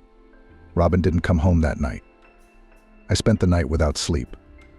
Cameron was fidgeting in his crib. It was as if he could sense that Mommy was worried about something. Robin showed up around noon. "Claire, we need to talk," the man announced in a strange, muffled voice. I was tired of lying and twisting. "Why do you have to lie every day?" said Robin. "I'm in love with another woman. I'm going to pack my things and go to her." Claire felt as if the ground had fallen out from under her feet. Who had said those words now? Her Robin, who had been trying to win her favor for so long. Yes, this is a dream. It couldn't be, because it could never be. Tired, she returned and asked meekly, "You're in trouble at work. So you made it all up. Dinner will be ready soon. Let's eat, rest, calm down." Robin stared at his wife with undisguised surprise. Couldn't she hear him? What kind of lunch could there be if he said such things to her? After all, he didn't want to use harsh, cruel words to Claire. He drew air into his lungs and repeated dickishly, "Claire, there will be no more lunches. I'm leaving you forever. Our marriage was a mistake. I realize that now." Once again, Claire felt like she was delusional. It was him, her beloved husband, her first man, the father of her son.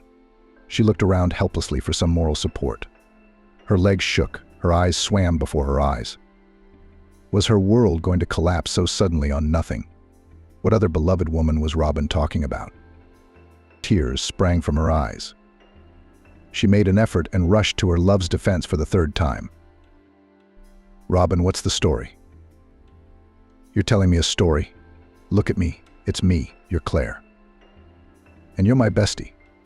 Do you remember how heroic you were in getting us tickets to that famous play? And the first time you tried to kiss me in the driveway?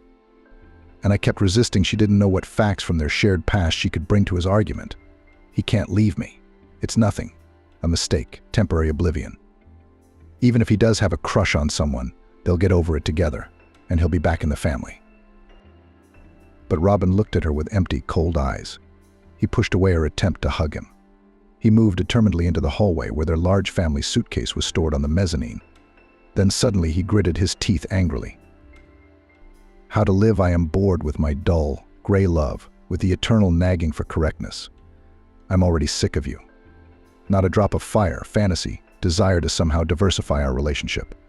Just boring submissiveness spiced with sweet tenderness. What do you know about what a true lover should be? Claire." His last words struck her heart like a hot iron. What's happening right now is a nightmare. She was about to wake up and everything would be the same. Claire woke up to the sound of the bedroom door slamming shut, a shriek Cameron, and she rushed to her frightened son. She hugged his curly head, kissed his chubby cheeks, nuzzled her nose into his nose, which told her, in bitter bewilderment, that her family life had just come to an abrupt end. She didn't want to live, didn't want to think about anything. When Claire's parents returned from work that evening, they found the young woman in complete prostration. Cameron was quietly fiddling in his playpen, surrounded by a mountain of toys, and his mother lay silent, staring blankly at the ceiling. She had suddenly aged 10 years. It happens, but usually temporarily. There was such a stamp of distress on her face that her father and mother looked at her with horror. The daughter now looked like a living, unconcerned dead man. What could have happened while they were away from home? To their persistent questions she had so far refused to answer. Claire grieved over her family misfortune. For 3 days she hadn't eaten, hardly drank anything, only got up to go to the bathroom. With enviable persistence, she returned to the couch, to the pillow and the traces of tears. Grandma even had to take time off work to be with Cameron. The daughter wouldn't even pay attention to him. Couldn't talk, didn't want to explain anything. But her parents had already realized that her gloomy stupor was related to Robin's disappearance from the house. They wanted to look for Robin at his parents' house, but Claire looked at them so much that they wouldn't budge. The young people themselves would figure out what the problem was between them. On the 4th day, Claire finally crawled out of her hiding place and started talking to her father and mother. "I'm filing for divorce. It's out of the question. And I want to go back to school as soon as Cameron's 2. I'll have to find a good nursery. Will you help me?" Of course they supported her, assured her they'd always be there for her. They listened to her story of what had happened in her family, reassured her as best they could. Claire was a bit like a robot now.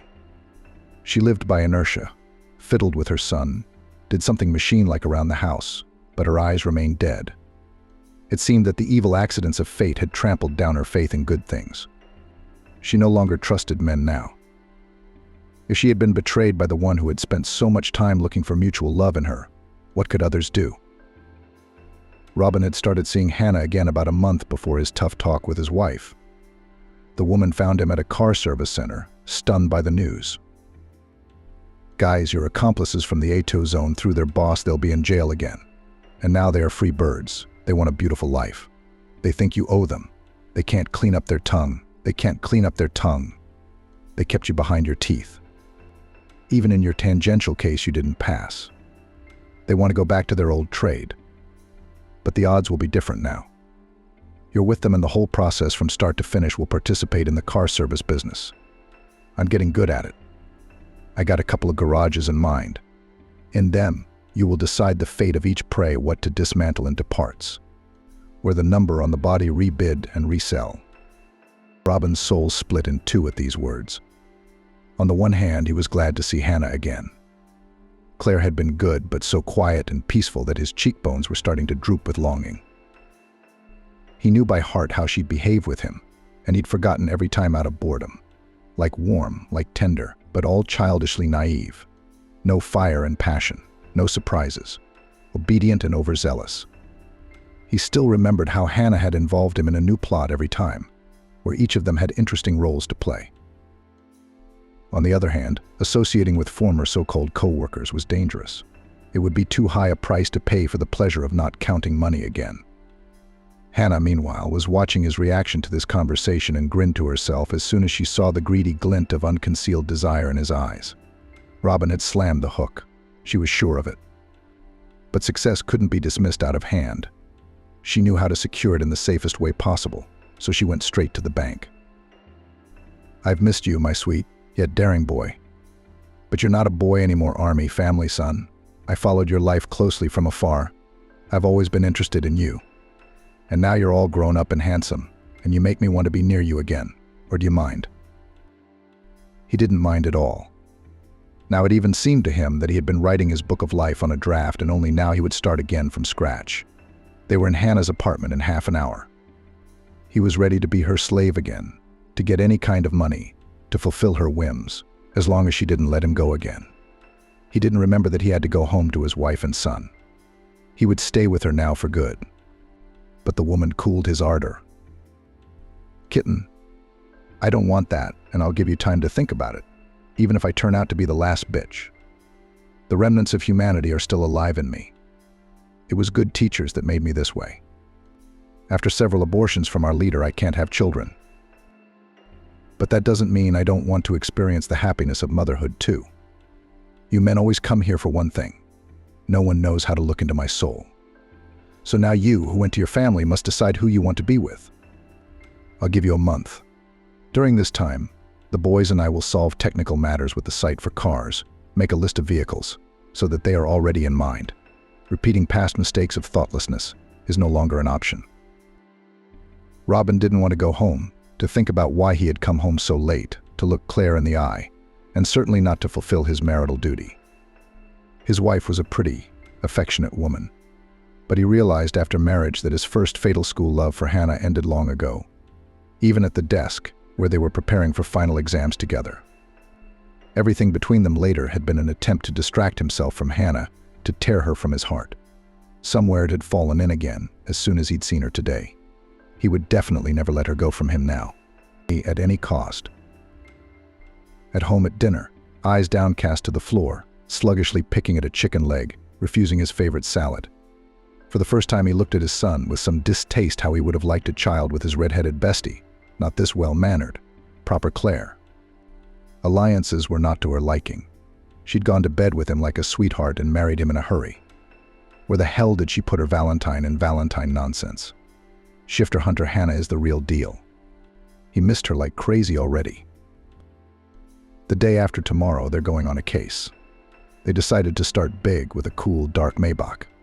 Hannah liked to go big.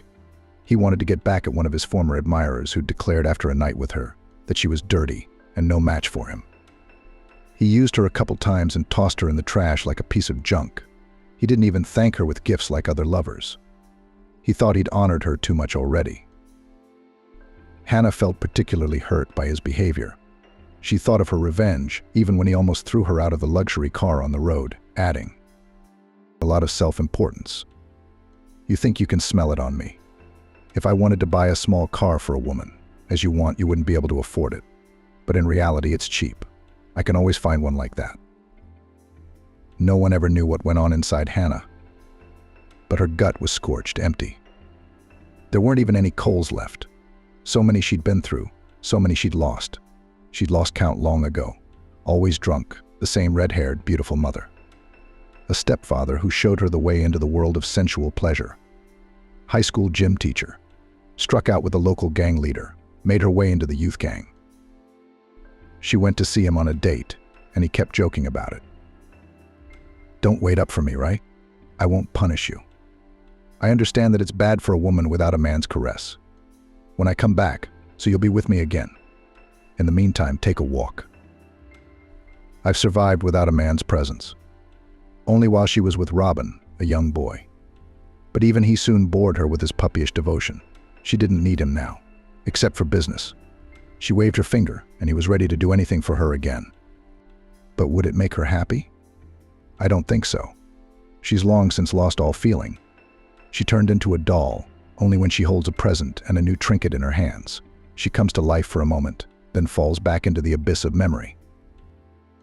Operation Maybach went well. The owner of the expensive foreign car was too sure of his greatness. The car didn't even need to be opened. Its owner had forgotten the card without key access to the ignition button on the bar. Hannah knew perfectly well where he liked to stop for a glass or two of cognac with lemon and sugar. Robin chanted the signal while the victim was getting drunk. After that, it was all a matter of technique. Only a little damage to the wheels on the corner, and the car was so. Pity about the bird. It was a beauty that no one had the heart to ruin. But Hannah was ruthless. She'd shine before her time with such an expensive toy, and half the town would know her. And so do the inmates of my favorite prison. We'll resell it in another town. It'll be used for parts. There are already buyers who want to upgrade their cars. Yeah, the profit margin will be a lot less, but it'll do for now. Learn. It's a start. This won't be our last car haul. The men didn't dare listen to their leader's friend, and they were far less clever than Hannah, who had a marvelous knack for life, and even Robin, who had completed at least 10 years of school. The procedure of disassembly of all the units with the help of Hintz and Robin's participation was carried out as smoothly as possible. A week later, they were already joking together in the restaurant, celebrating the successful deal. After the party, Robin looked hopefully at his beloved. "I miss you, Hannah. I can't think of anything else." But she just glared back at him and said, "Look at the calendar. There's a circle circled in bold red felt tip pen. 20 days you still have to think, and then either with me or with me to the end. Yeah, I've made up my mind, the moment I saw you again and followed you." But Hannah was adamant. She knew Robin wasn't going anywhere, so she was in no hurry to play family with him. The first car was followed by a second, then a fifth, then a fifth, then a 10th. The criminal ensemble had already lost count. Robin left his wife, quit the car service. Greed was pushing him, taking over, driving him around. Money always seemed tight. In between jobs, they'd binge. Sometimes Robin tried to remember that it would take a long time to fall asleep. His parents always felt sorry for him and didn't understand how he could abandon such a wonderful family and a good woman. And he was all trying grass, sinking lower and lower to the bottom after his red-haired abnormal love. Claire and Robin divorced then surprisingly quickly, without any delays. Claire herself and her parents had insisted that Robin give up their son. They promised that they wouldn't press him for child support. He signed the papers without looking at them, without reading a line. The women found Cameron a great private preschool with a strong group. Her parents became increasingly insistent on sending Claire to the capital city. How long could her sabbatical last? It was time for the student to return to her studies. For the remaining years, she tossed between the institute and her son. Cameron grew up fast, a bright little chatterbox. Claire called him my sweet parrot. She met her ex-husband by chance only once. He was all wrinkled and unattractive, hungover by all accounts. Where had his former statuesque good looks gone? He looked much older than his 23 years. You'd never tell from their looks that they'd once been in the same class. Claire, on the other hand, had blossomed and looked beautiful. In their final year, they had an internship and she lived alone in the dormitory. She wore a stewardess uniform, the beauty of which was added by her eyes burning with excitement. She did not give up her dream to master the Asian direction in air communication. She went to her cherished goal so purposefully that the teachers only marveled at how deeply she could master quite complex foreign languages and scripts. They decided to encourage the successful student. After defending her diploma, she was sent to a transportation company that carries out air transportation of passengers to China. The minimum program in the profession was closed on excellent. All significant routes of airliners flying to Asia, of course, did not start in the regional town where Claire studied the future profession. The destination in her allocation was the large city of Seattle, the main city in their region. At the family council, it was decided that little Cameron would stay with his grandparents in the stewardess's hometown, while she would settle in Seattle, get a little on her feet at work and at home. The airline welcomed the new employee with a modern design, gleaming metal and glass, and a buzz of lively voices. Claire had an interview with the head of department and an introduction to the corporate rules. A knock on the door was answered by what appeared to Claire to be a soft voice with a slight accent. "Come in, freely." A man of medium height and Asian appearance came out from behind the desk to meet Claire. Slanted, intelligent eyes looked inquisitive, but his appearance was not formidable. Rather, it was more disposing. He held out his hand to her. "My name is Bill.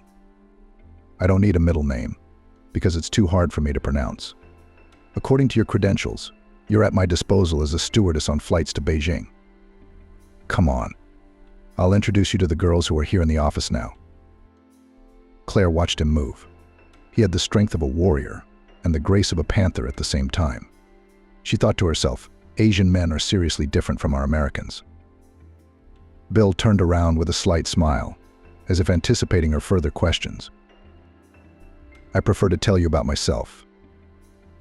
I have been living in America for a long time, practically since I was born. My father is American, my mother is Chinese. Does it surprise you that I call America my country? I really do.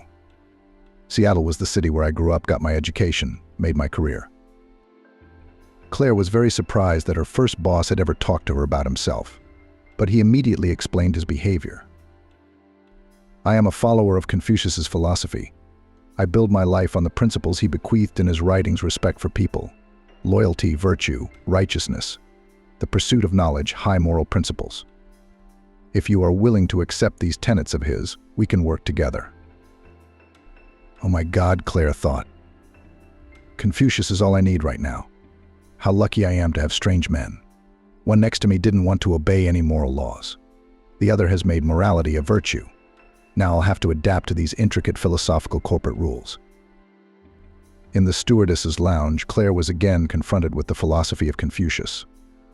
A beautiful, she'd even say classy, poster hung across the wall that read, "Pick a job you like and you'll never have to work a day in your life."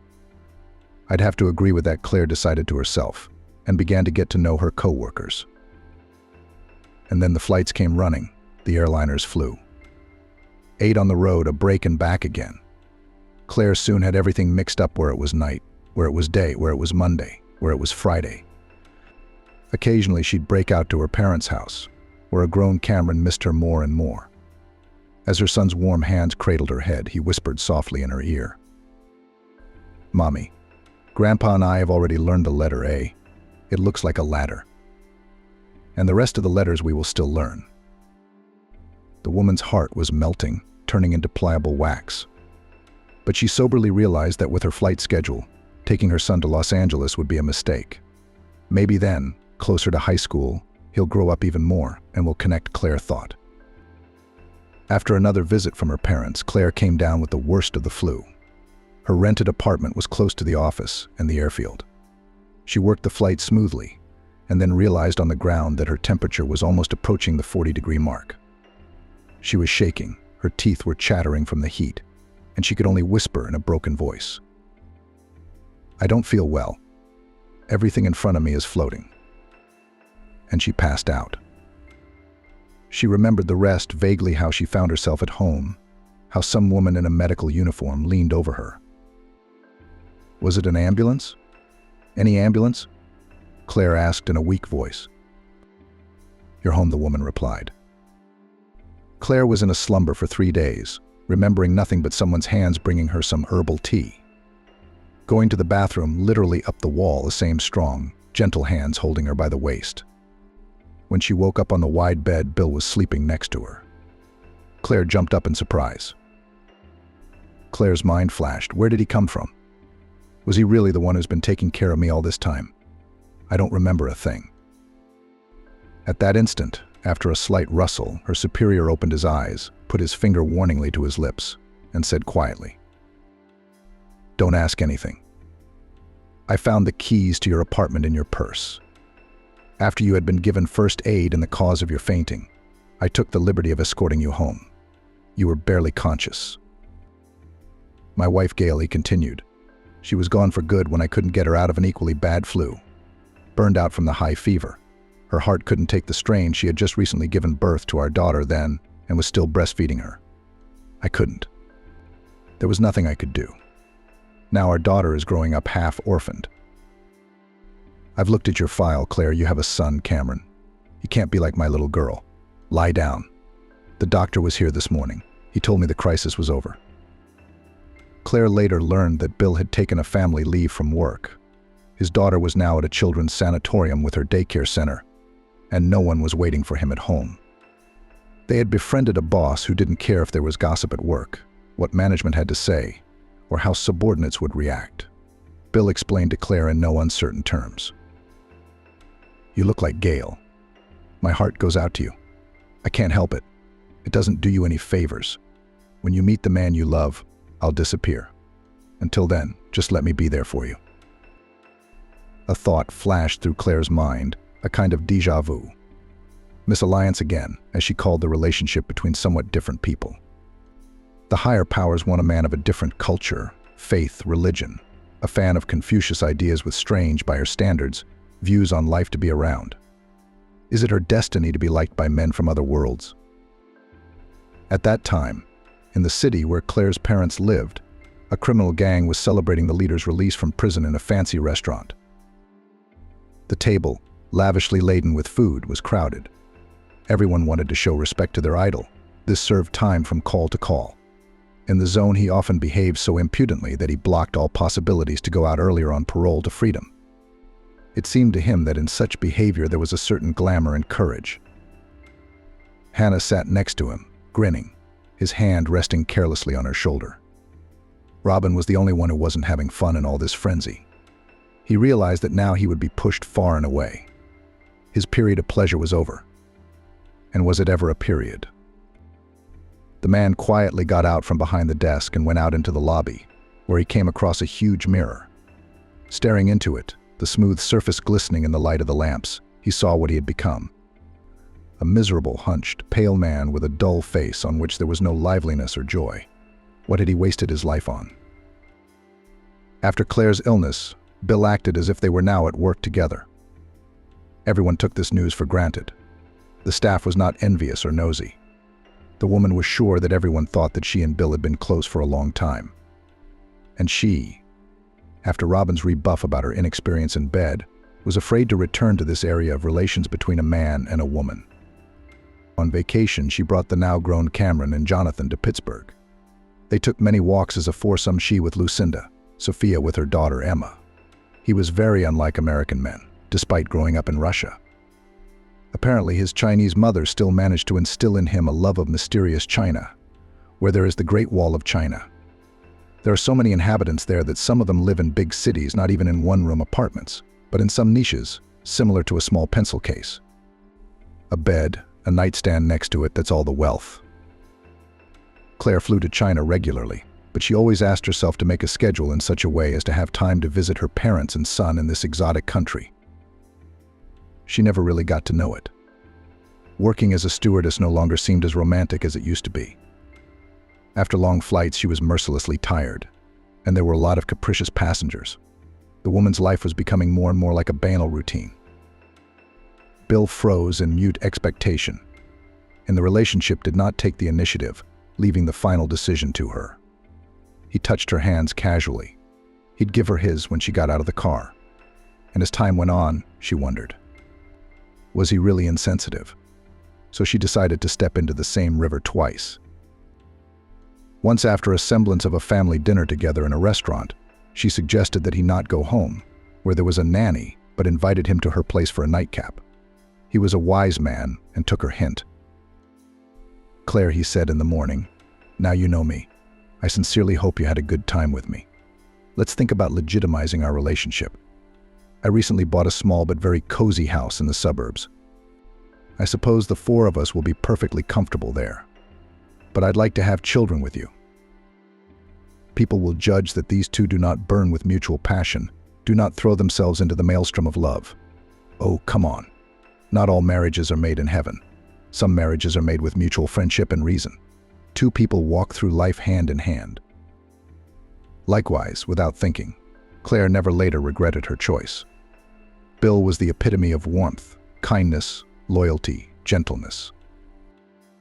On the anniversary of the already old designer in a small provincial town gathered his entire family, his beloved, faithful wife, daughter with her husband, their 4 children. He had something to be proud of. His grandchildren were all like a match. The eldest, Cameron, was already in the 5th grade, followed by Emma in the 4th grade. The twins, Jonathan and Michael, were younger. They were also in kindergarten. Their mother had completely abandoned her profession as a flight attendant, devoting herself entirely to the younger generation. She could afford it. Her husband, Bill, had been the director of a transportation company for several years. He loved his large family. He spoiled both his wife and the boys with enthusiasm. After the guests left, Claire and her mother cleaned up the dishes and whispered in the kitchen. The older woman was telling her daughter about a recent incident. "A ragged, dirty man with shaky hands knocked on our door late one night. I hardly recognized him as Robin. He was begging, 'Give me money for a bottle.' My soul is burning. I can't bear it. My parents and brother won't give me a penny." "I see you've already drunk your soul, Robin. Get out of here before I call my husband." "Anybody can poke you with a finger and knock you down," I said. "What do you know about life?" said her former son-in-law and father of her eldest grandson. "I burned myself on the fire of love, but now I'm responsible for my shitty fate. At least pour me a glass out of the goodness of your heart." I gave him a whole bottle of vodka, Claire's mother confessed. He's a missing person, after all. Claire thought again and went to put the clean dishes in the cupboard. Everyone chooses his or her own path. Some of them take the curve, some of them take the hard but straight road. Now, who is to blame for all this? She stopped thinking and went to put the children to bed. She herself had everything worked out just right. Though she did not become for her man the ideal Valentina, the right one who lives in a fictional play. But here she is, real and happy. George sat at the kitchen table and smoked one cigarette after another near the open window. It had been freezing since mid-January, But the cold penetrating from the street into the apartment did not bother the man. He was in such a state that such trifles did not bother him now. Outside the window, a gray, dull dawn was dawning. The meeting with the notary at 11. There was still plenty of time. Vanessa slept sweetly in the bedroom, wrapped in warm blankets. Unlike George, she was clearly happy about the whole situation. And that was strangely repulsive to him. Until a couple months ago, George had thought this girl was perfect. Beautiful, determined, ambitious, smart. She's got a way with words. When necessary, she'll make a joke. When necessary, she'll put you in your place. And most importantly, gentle and loving. A real woman. Next to such men feel strong, necessary. Not like Madison. Eric Madison. George's heart ached again. His wife, after all. She wasn't a stranger to him at all. Despite Vanessa's presence, despite everything that had been going on lately. Madison. Charlotte. Queen Madison. They met while they were still students. The girl was a finance and economics major. George was a law student. No, the guy never particularly dreamed of becoming a lawyer. Since childhood, he read a lot. He especially liked stories about relationships. Love, passion, hate, fear. It was interesting to unravel the intentions of the characters, to speculate about why they acted in this or that way. No wonder that his essays on literature were the most profound and interesting. The teacher even read out some fragments in front of the class. George also drew a lot. His desk drawer was full of sketchbooks, sketches, all kinds of drawings. Fantastic creatures, courageous warriors, just unusual ornaments. Drawing was soothing, calming, and time-consuming. George himself did not understand how it happened. He sat down at the table to do algebra. He distracted himself for a minute to finish drawing another character, and that was it. He fell out of reality. He came to his senses, and only then realized with surprise that he had spent several hours drawing. George was clearly a creative person, but his parents were not happy about it. Mother and father, it seems, agreed only in one thing. Both believed that the son needs a serious profession. Did they agree on anything? And, well, the father had some connections. And so George ended up at a prestigious law school. True, he wasn't the least bit interested in his studies. But what can you do? Parents said that you must study, otherwise you will not achieve anything in life. And George was used to believe his parents and obey them. But at university, he met Madison. George noticed her during his freshman year. She was interesting looking. Not beautiful? No. But there was something aristocratic about her. They didn't call her Queen Madison for nothing. Snow-white skin, beautiful intelligent eyes of the darkest shade, shiny black hair, always smoothly styled, clear cheekbones, a nose with a slight hump and a confident line of lips, and most importantly, regal posture and sharp, but still surprisingly graceful movements. Even later, George learned that Madison as a child attended a ballet studio, which hated with all his soul. Parents insisted, say, the girl must move beautifully. And Madison worked her ass off in ballet shoes all the time she was supposed to. George really understood her. His parents also knew what was best for him. Madison was always busy. She didn't just look like a businesswoman. She was one, participating in some contests and conferences, working part-time for the university. George didn't know how he had gotten so much information about this girl. She didn't notice him at all, didn't even know about the existence of such a modest, quiet guy.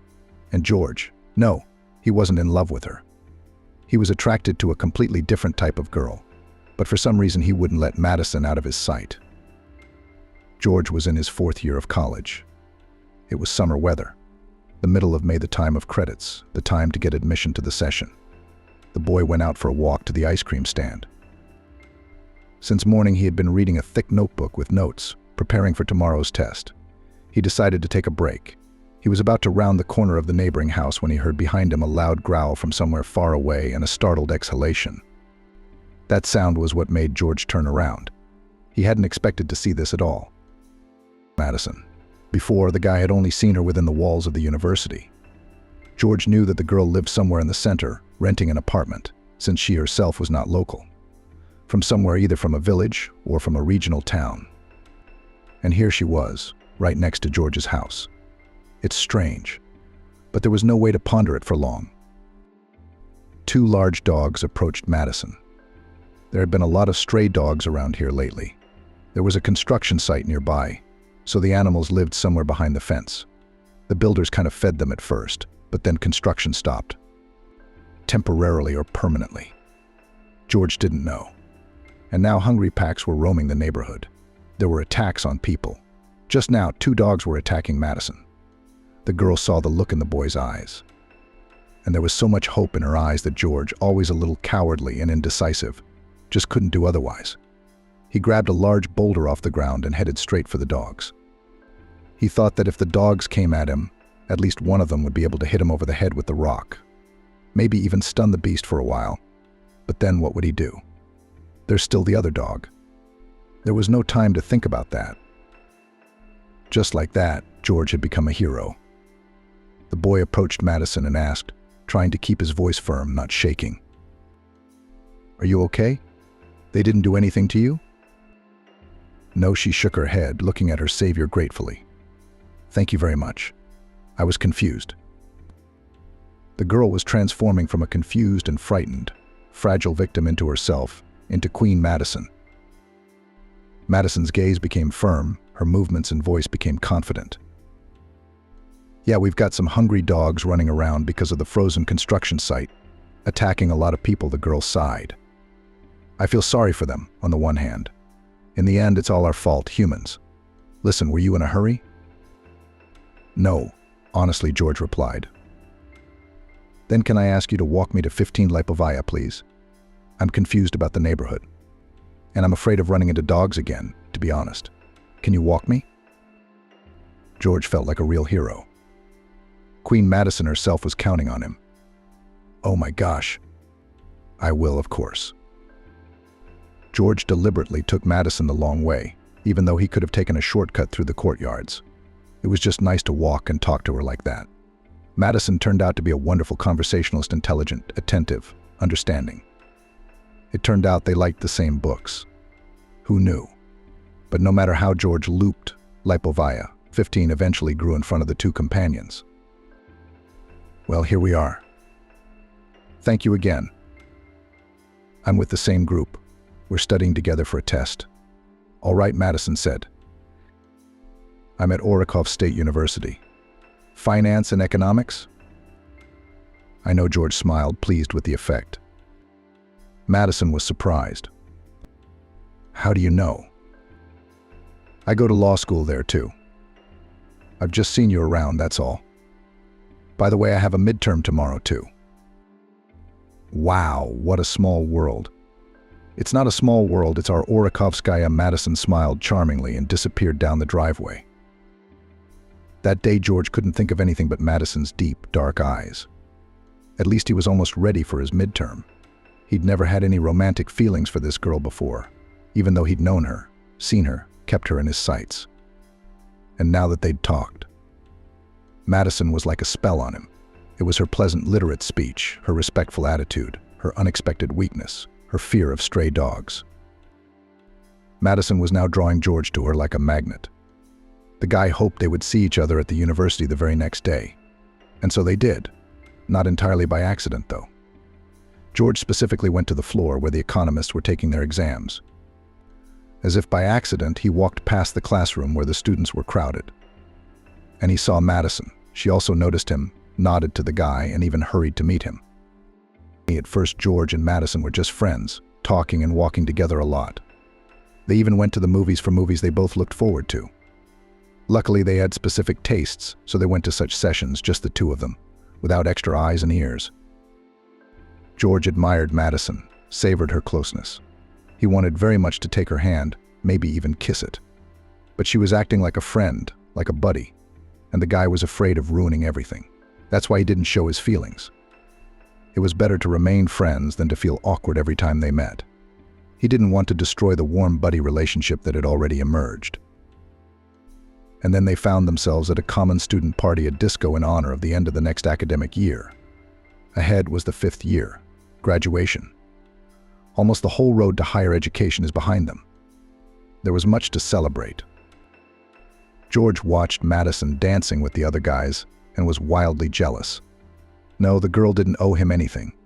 They weren't even considered a couple. George himself was free to dance with whomever he wanted, but these guys were hugging Madison in the dance. They made him resentful and furious. They called George names, but he didn't show it. He joked and laughed with his friends. He even entered some silly contests. And then, late in the evening when everything was over, Madison herself approached George. The guy noticed that the girl wasn't exactly sober. Officially, strong drinks were forbidden at this party, but of course they were actually present. "Don't you like me at all?" Madison asked with stunning directness. "Of course you do," George said, confused. He hadn't expected to hear that. "I mean as a girl," Madison explained. "I'm not pretty, but I'm not ugly.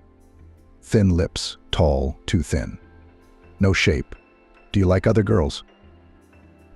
And Madison was almost right. Until a few months ago, George did like other girls, so-called model girls. But now there was no one prettier or more attractive to him than Madison. I guess now was as good a time as any to tell him that. But for some reason, he couldn't find the right words. Madison, on the other hand, was very talkative. "Haven't you noticed how I feel about you? But we talk so much. And all the time I've been waiting for some sign from you that would make me think you like me too. But all you see in me is a friend, and now I've ruined everything." George shook his head negatively, glaring at the girl. "So be it. At least I'll finally tell you what I think. I'm in love, George, with you. Can you believe it? I always thought I liked guys who were more masculine, brutal, like athletes. I tried to hang out with this basketball player, and he turned out to be a fool. And all the other guys I hung out with were just as stupid. And you're not. You're different. Smart, understanding, real." George smiled. It was nice to hear Madison say that. He didn't know what to say in response, so he just put his arms around her, pulling her against him. The girl rested her head on his shoulder and continued her monologue. "I danced with all those people tonight too, didn't I? Only because of you. Only to make you jealous. But you remained indifferent. It hurt so much." "You don't understand," George sighed. "You're just like me." "What do you mean?" Madison pulled away and looked into George's eyes with interest. And then he did what he'd dreamed of doing for so long. George kissed the girl. They started dating. Quiet, modest law student and bright, successful beauty Madison, so different in temperament and character, but at the same time very similar in many ways. They had so many common, interesting topics of conversation, so many joint activities that both of them enjoyed. George and Madison really were like two halves of the same whole. It was Madison who helped George decide what he really wanted to do with his life. "You're a born psychologist," she once said. "You have a keen sense of people, interested in the feelings and thoughts of others. Try it, take a course. Maybe you'll get somewhere." And George listened. After graduation, he got a job at a law firm, did boring, routine work, got a pittance, and at the same time studied to be an online psychologist. That's what he really enjoyed. This was what he was really passionate about. "I told you," Madison smiled smugly. "I'm almost never wrong." Madison herself, meanwhile, was actively building her own business. She already owned an attire. This choice was not accidental. At school, Madison always studied on excellent, and only her hands were growing out of the wrong place, as the girl herself expressed it. The only problem she had was with labor lessons, where it was necessary to sew and the girl could not do it. Madison tried very hard, but all the same, the products of her classmates came out much more beautiful and neat. "Oh, I'm so bad with my hands." The technology teacher sighed over her students' creations. "No, it's not your thing. And how will you live, such an inept?" "I'm going to open my own attire," Madison promised her teacher. "Of course you'll marry a prince and become a millionaire. Is that what you all think when you're young?" The teacher didn't believe the girl, but she did grow up and opened an outlier. George supported Madison, and she supported him. Madison developed the attire, and George tried himself as a psychologist, began to counsel people. They lived together in a rented apartment. They didn't talk about marriage, but it was implied in the future, as if by itself. And then, Madison's business trip abroad came out of the blue. She had an opportunity to study at a prestigious business school. But it meant a long separation. "It's such a chance. You have no idea," Madison said, her eyes burning with excitement. George, of course, was happy for his beloved, but he was also worried. After all, it was not a matter of 1 month or even 6 months. Madison was to spend about 2 years abroad. How would that affect their relationship? For some reason, George had thought she'd find someone there and wouldn't want to go back at all. But he was wrong.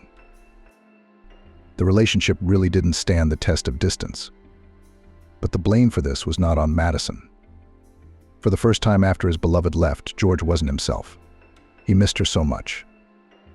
He'd missed her desperately from the moment he'd left Madison at the airport. He'd been doing everything on autopilot, working in his law office, counseling clients as a psychologist. Did they socialize? Sure, almost every night. Madison looked tired but happy and enthusiastic. I like everything teachers, practical classes, even hours-long lectures. The girl shared her impressions with George. As usual, he spoke encouraging words and supported her. As time went on, the video sessions became increasingly rare. There was no time for Madison. The course was intense. Sometimes she just didn't have the time or energy to talk to George. He, of course, was getting himself worked up. It seemed to him that Madison had someone else. Their conversations were too superficial, infrequent, and short. Being a psychologist, George realized that it was his complexes. His distrust of Madison and fear of losing her all stemmed from insecurity. It seemed to George that there are plenty of young men around who are both prettier and more successful than he is. Of course, Madison compares and may be thinking about starting a relationship with someone else, someone more deserving. When Madison was around, he saw her eyes full of tenderness and acceptance, felt her warmth and sympathy.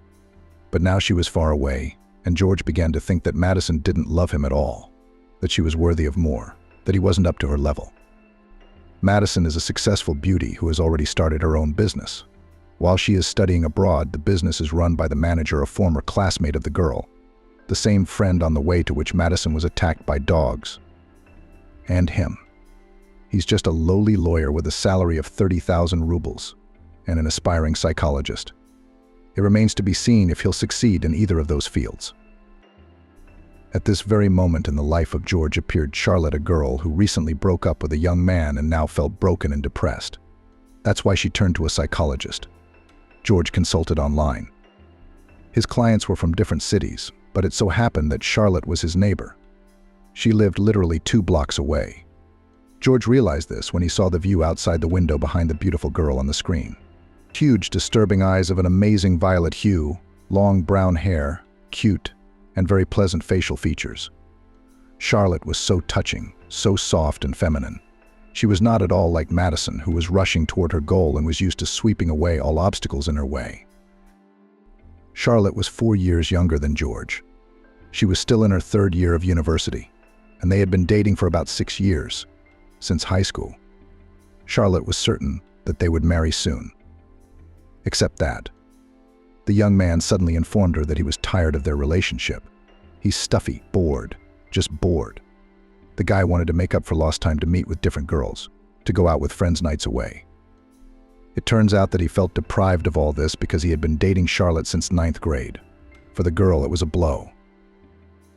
She worried, held on, looked for faults in herself that weren't there, and blamed herself. Eventually, someone advised the girl to consult a psychologist. Consultations with specialists were not cheap. They were beyond the student's means. But George, he was, after all, a novice psychologist, so his tariff quite satisfied Charlotte. That's how they met.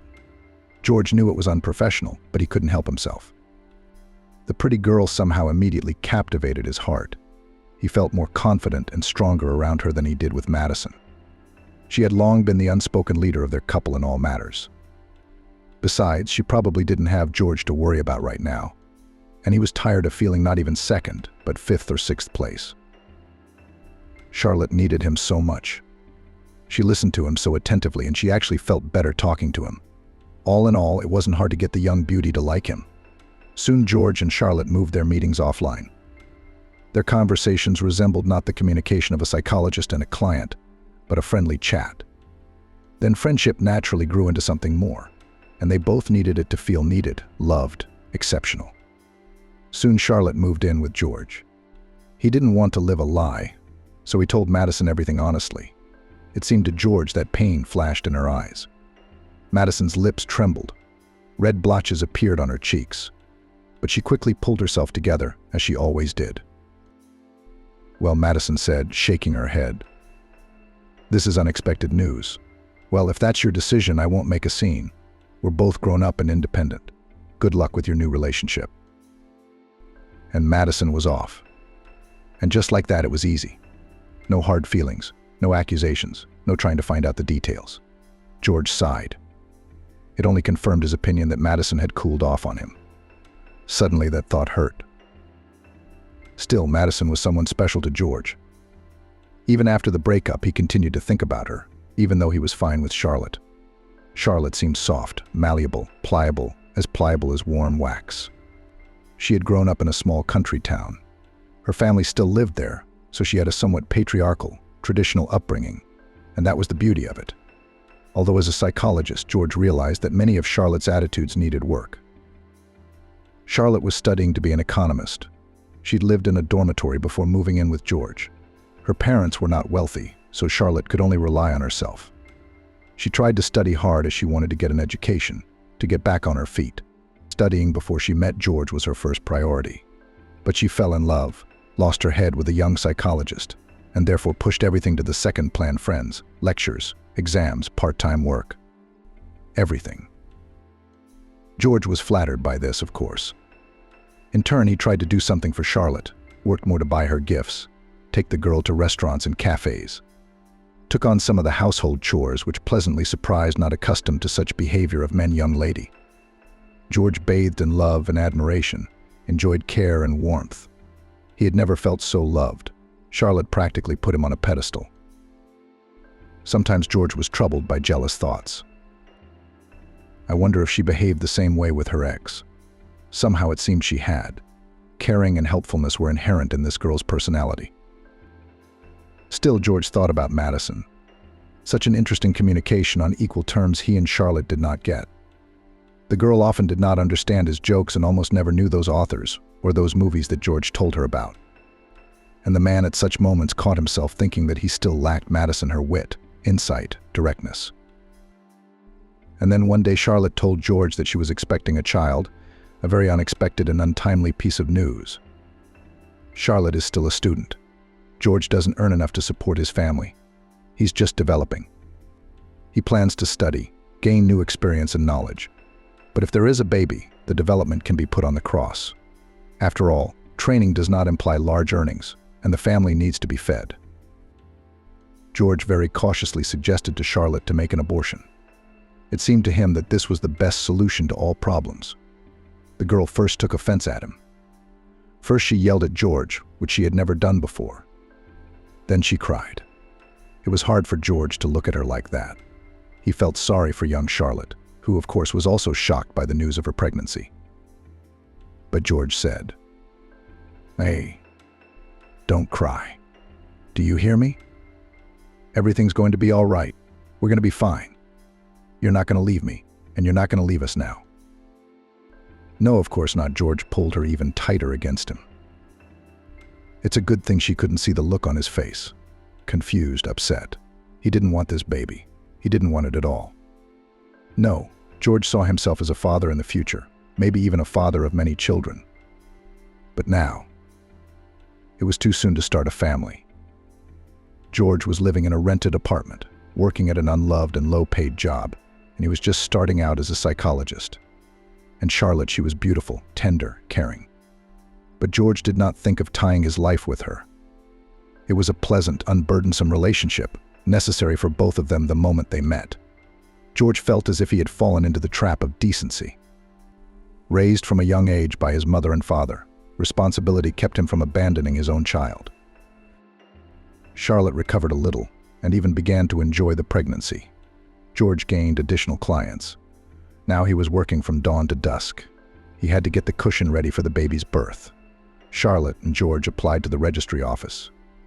They decided to do without a lavish celebration, although the bride still dreamed of a beautiful white dress and a wedding with guests and contests. She shared this with George with a slight sadness in her voice. But the girl understood perfectly well they would need the money for the baby. There was no need for unnecessary spending in their situation.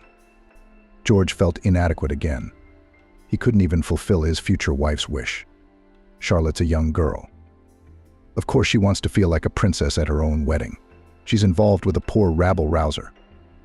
So she has to shrink and endure hardship from the start.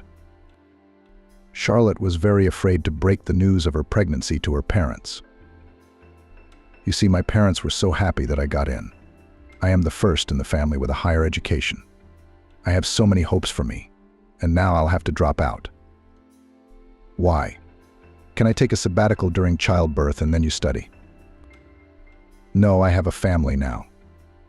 I know what it's like, all the time it takes. I don't want to be a wife or a mom. School's going to have to wait, and that's why I'm afraid to tell my parents. But I have to tell them, and it's best not to delay. Charlotte decided to go home on New Year's Eve. George offered to accompany her to support her in her predicament, and the bride's parents should probably get to know her. The man was sure he would find the right words to calm Charlotte's overbearing father and her mother. He works as a psychologist for a reason. But the girl had other plans. No, I'd rather go to them myself the first time. No, you don't know my dad? He's a man who's in a hurry. He can say some nasty things to you. He can get a little handsy. George was relieved that it was up to him to offer. Charlotte said no. Well, she knows what's right. Let her really talk to her own people, prepare the ground. Charlotte left and disappeared. She didn't answer her phone. Must have been a bad connection in her small hometown. All she'd managed to do was call from the train station to say she'd arrived. And that was it. George wasn't worried. Why would Charlotte suddenly come home to her family after all? Maybe her parents wouldn't be thrilled that their student daughter would soon make them happy with grandchildren. But they won't beat her up. Grumble, and accept the situation. Especially since the father of the child does not refuse Charlotte and the baby. They're getting married soon. George was enjoying being alone. Turns out he was a little tired of Charlotte. At one point in his life, she was his salvation.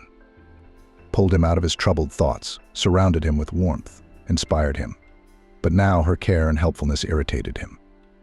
As did the intrusive attention, the almost nocturnal gaze, and a lot of other things. When Charlotte did not arrive on the agreed day, George did worry. The girl was starting lectures, preparing for the session. She could not miss all this without a good reason. The girl's phone was still stubbornly silent. So George went to the university where Charlotte was studying, tracked down her group, talked to a few people. They didn't know what had happened. When George had given up hope, a girl caught up with him in the hallway. Funny-looking redhead, pigtails sticking out in all directions. Looking for July. You must be George, he nodded slowly. Helen, her friend. We're from the same town. She asked me to look you up. And here you are. That's lucky. What about Charlotte? Why hasn't she come back, do you know? Oh, it's a story, it's a nightmare. Charlotte's parents are, very strict. She's their pride. The smartest, most promising kid in the family. They were so excited about their daughter getting in. They bragged to everyone in town, thought she'd become a successful economist.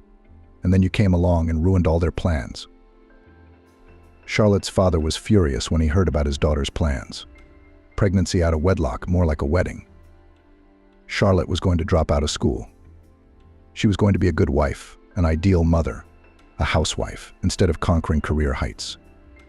In general, the strict parent decided no wedding and similar tricks early, and personally escorted his daughter to the clinic, where the head doctor was his former classmate. Even before New Year's Eve, the girl had an operation solved, according to her parents, all the problems, so that the child was no longer. George collapsed upon hearing this. He had seen the joy with which Charlotte had waited for the baby, and he could imagine the state she was in now. What's so wild about it anyway? Charlotte's an adult. She can make her own decisions.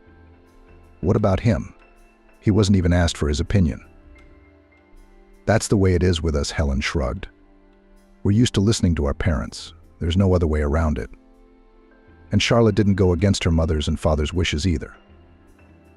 Through Helen, Charlotte asked him to tell George that it was over between them. She told him not to look for her or try to find out anything on his own. Charlotte would now be studying part-time from home under parental supervision so that more. Well, so that nothing like this would ever happen again. That's all she asked me to tell you, Helen faltered, clearly uncomfortable with being the messenger of bad news. She also said that your relationship was a mistake, but she also wished you happiness in your personal life. Thanks to her, too. George shook his head and walked toward the university exit. Later at home, he thought about the whole situation and came to the conclusion that everything had happened for the best. George didn't feel bitter about the loss. He didn't even feel upset. On the contrary, there was a kind of joy because everything resolved itself without his participation. There would be no child with the family. And it wasn't his fault. Charlotte, of course, is very sorry. Such overbearing parents are not to be envied. On the other hand, it's her choice. She could go against her father if she wanted to. Charlotte knew that George would accept her, would not let her down. And yet she gave up a child and the man she loved. That's good. Life went on as usual. Suddenly her work as a psychologist began to bear fruit. And very generous. Soon George left the hated work in the office and gave himself completely to the soul of healing. In relationships he was now more cautious. Romances happened, but the man did not allow any mental intimacy, and even more so the appearance of his partner's thoughts of children, family, and so on.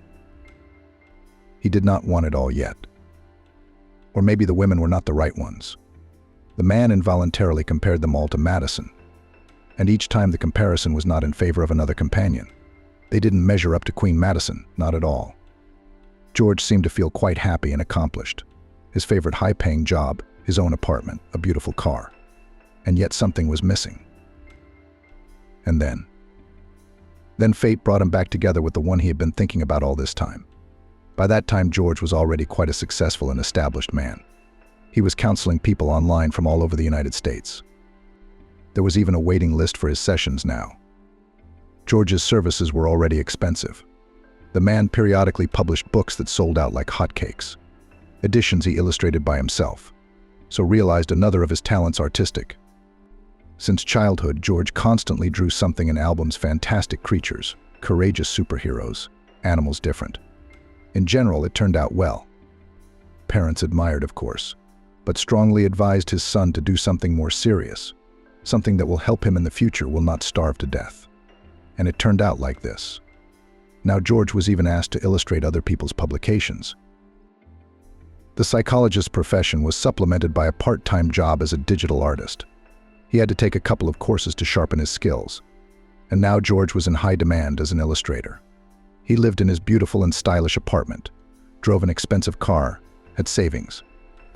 In general, he was rightly considered quite well-to-do by his 30-plus years of age.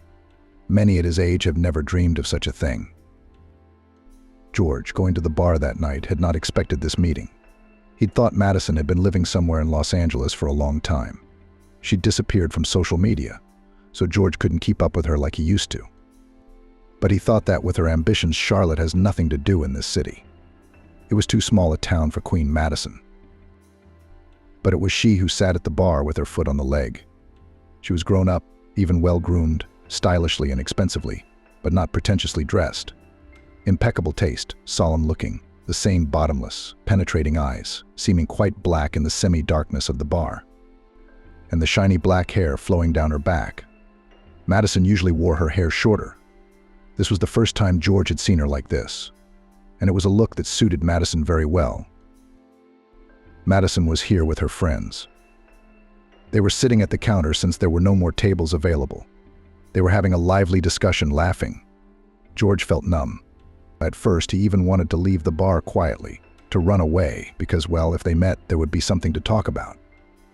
And George still felt guilty that he had been the cause of their breakup. His infidelity was to blame, to be honest. And the resentment was there, too.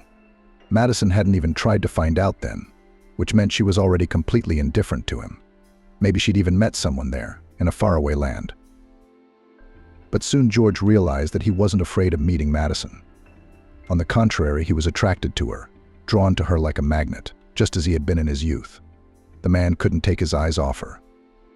Every move she made, every feature of her appearance, everything evoked complete acceptance. Everything was almost native, his own. She seemed to feel his gaze, turned around. Their eyes met, and Madison smiled at him without a shadow of resentment, without a shadow of contempt. George got up from his seat and moved toward her. They talked all night until morning, retiring to the far end of the bar, where the music was quieter, to enjoy their conversation. And talked. Madison talked about how, living abroad, it was not easy for her, studying from morning till night, unsettled life. What admirers. She did not even think about novels. Simply no strength or time for it, was not purely physically. So George's speculation about other men was false. What did you say the other day about us breaking up? That you were seeing someone else? They knocked me off my game for a long time, Madison said. I even thought about dropping out of school, but then, of course, I pulled myself together. George looked into Madison's eyes and understood. He could feel how hard and sad it had been for her. The guilt was overwhelming him more and more. Well, I got what I deserved for what I did, George sighed. It's not for nothing they say about the boomerang of fate. And the man told about his situation with Charlotte.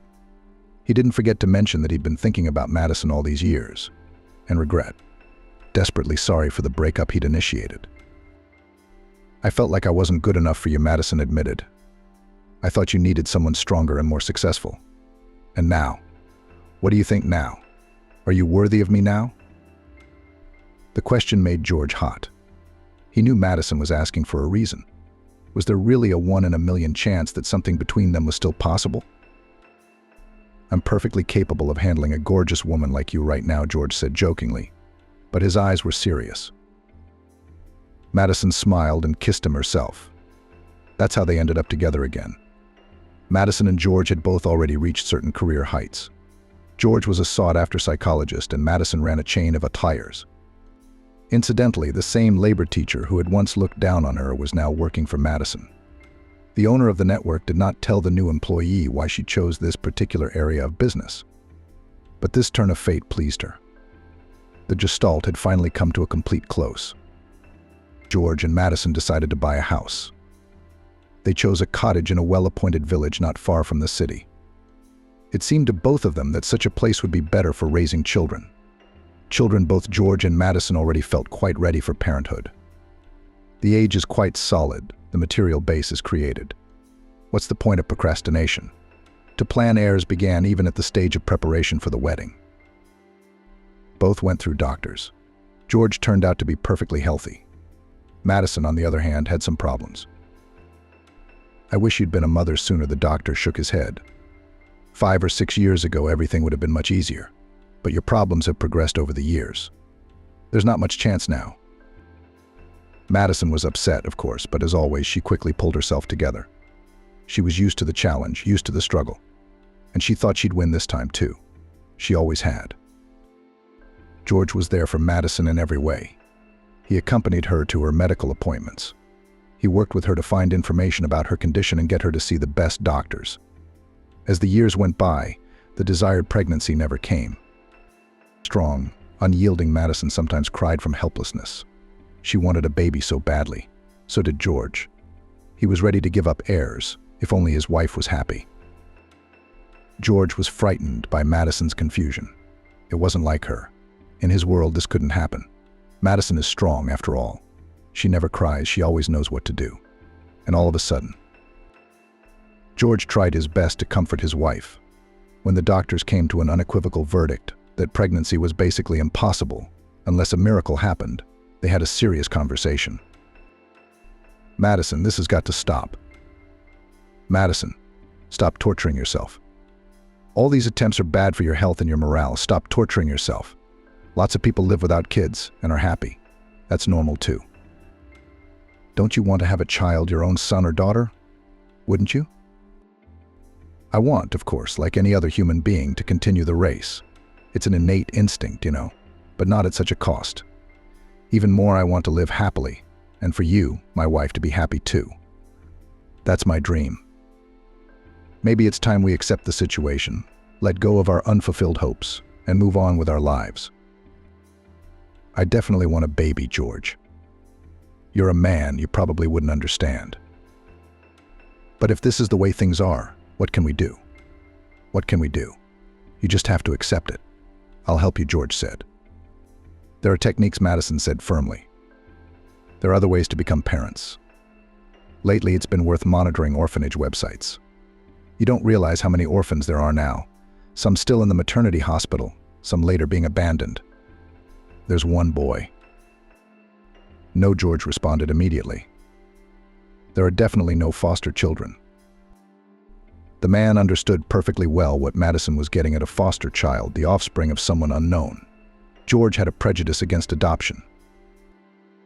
Neighbors Aunt Carolyn and Uncle Mason are good people, kind and smiling.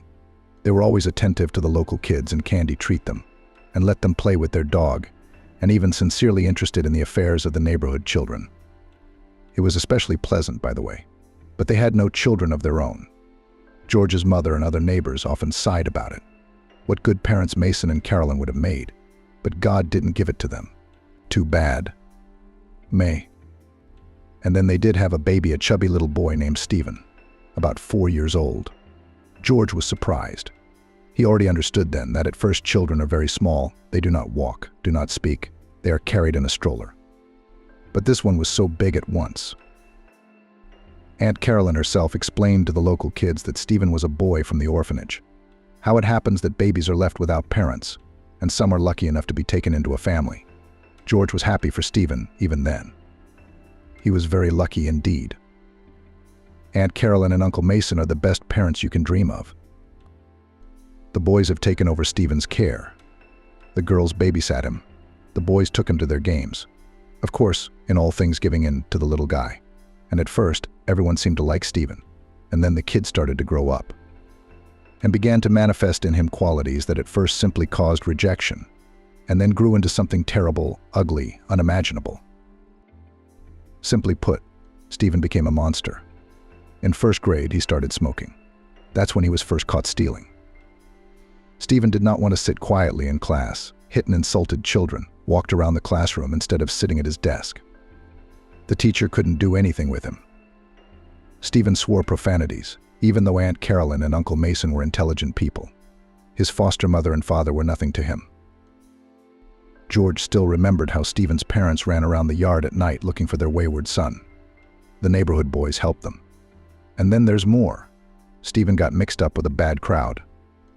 He skipped school, smoked, even started drinking when he was only a 5th grader. Theft, vagrancy. The adults often discussed the situation, and all agreed that genes were to blame. Aunt Carolyn and Uncle Mason were portrayed in neighborhood conversations as innocent martyrs who had shouldered the burden for nothing. They were really good parents, loved Stephen, did a lot with him. But the power of genes. Even then, George realized that blood is not water, and that even the most correct upbringing cannot always correct the code that was written by nature for generations. Stephen soon found himself in a prison for juvenile delinquents, maimed someone in a street fight. Aunt Carolyn and Uncle Mason tried to get him out, even sold the apartment. In exchange for a spacious 3-bedroom, they bought a tiny and old house somewhere on the outskirts of town and moved in. So George didn't know what happened to their family next, but assumed that nothing good could be there anymore, unless Aunt Carolyn and Uncle Mason finally got rid of Stephen. And now, when Madison started talking about foster children, George, of course, remembered his neighbor. No, he was not going to go along with that. Madison did not fully accept his choice. His wife periodically tried to change George's mind, gave seemingly reasonable arguments, talked about positive examples. Only George was adamant. He didn't want him and Madison to turn from happy, beautiful, and healthy people into something like Uncle Mason and Aunt Carolyn, so thin, pale, and reserved. No way. Over time, Madison seemed to settle down.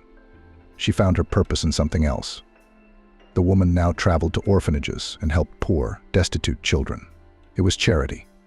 At one orphanage, she set up a playroom, and at another, a backyard playground with swings and slides. Madison would find out what the problems were in one or the other institution and solve them. Somewhere there weren't enough babysitters, somewhere the roof was leaking, somewhere the students were wearing old, outdated clothes. Madison not only closed the priority needs of orphanages, but also did something more organized directly in the orphanage's circles and sections, so that the orphans could find themselves to show their talents, arranged for children's fancy holidays. Madison got like-minded people. The woman felt almost happy. Although she had no children of her own, but she gave joy and warmth to 1,000 strangers' disadvantaged children. Madison's activities were even written about in newspapers, filmed commercials. George was happy for his wife. Finally, she found herself, realized her maternal instinct in such an interesting way. It was good for everyone. The man himself sometimes took part in the actions, and now he called his wife nothing but the good fairy. Madison laughed and said that she liked the former title queen better. Something of the former cold and unyielding Queen Madison in her still remained. And yet the wife has changed a lot. Became much softer, more tolerant, calmer. She often talked to George about the babies. You could see that her heart ached for each of them. But thankfully, Madison never spoke of adoption again. George thought his life was now set for many years to come. Except that fate threw him a test again, which he failed miserably. Vanessa was one of his assistants who served as his secretary. A young, dazzlingly beautiful woman who looked like a photo model from a glossy magazine. George himself didn't realize how it happened. He and his team were celebrating another successful project of some kind at the restaurant. Madison wasn't there, she had just left for another city on business. Vanessa asked the chief to dance. George saw her huge mermaid eyes for the first time. So close they looked like two green pools. Just stunning eyes of some kind. George couldn't resist. How is it even possible to be sympathized with such a beautiful girl? They went to Vanessa's rented apartment and spent the night. In the morning, George had no regrets, strangely enough. On the contrary, he felt happy around a beautiful woman. Anyway, they became lovers.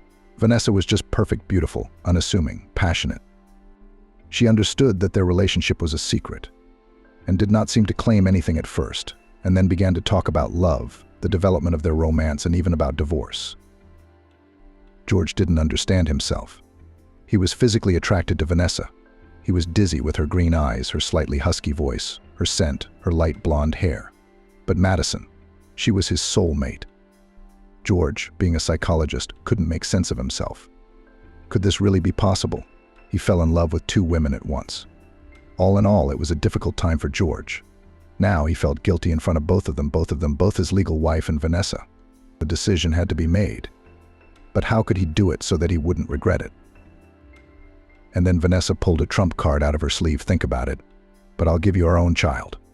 Madison won't be able to do that anymore. But me, George hesitated. Indeed, with Vanessa, they might have a strong, full-fledged family. But it was hard to leave Madison, too. She was already family, her own, loyal, dependable. Betray her again. And yet the decision was ripe. George chose Vanessa. He planned to remain friends with Madison, but the man was still hesitant to voice his decision to his wife. Vanessa was rushing him. She was understandable. She wanted certainty. George, however, continued to hesitate. And once again, fate intervened. Something happened that George never expected. One day, Madison said they needed to have a serious talk. The conversation took place that evening in the living room of a house too spacious for a family of two. George was nervous. He felt like Madison had found out everything about him and Vanessa and was about to start asking him uncomfortable questions head on. On the one hand, that would be better, at least it would finally be resolved.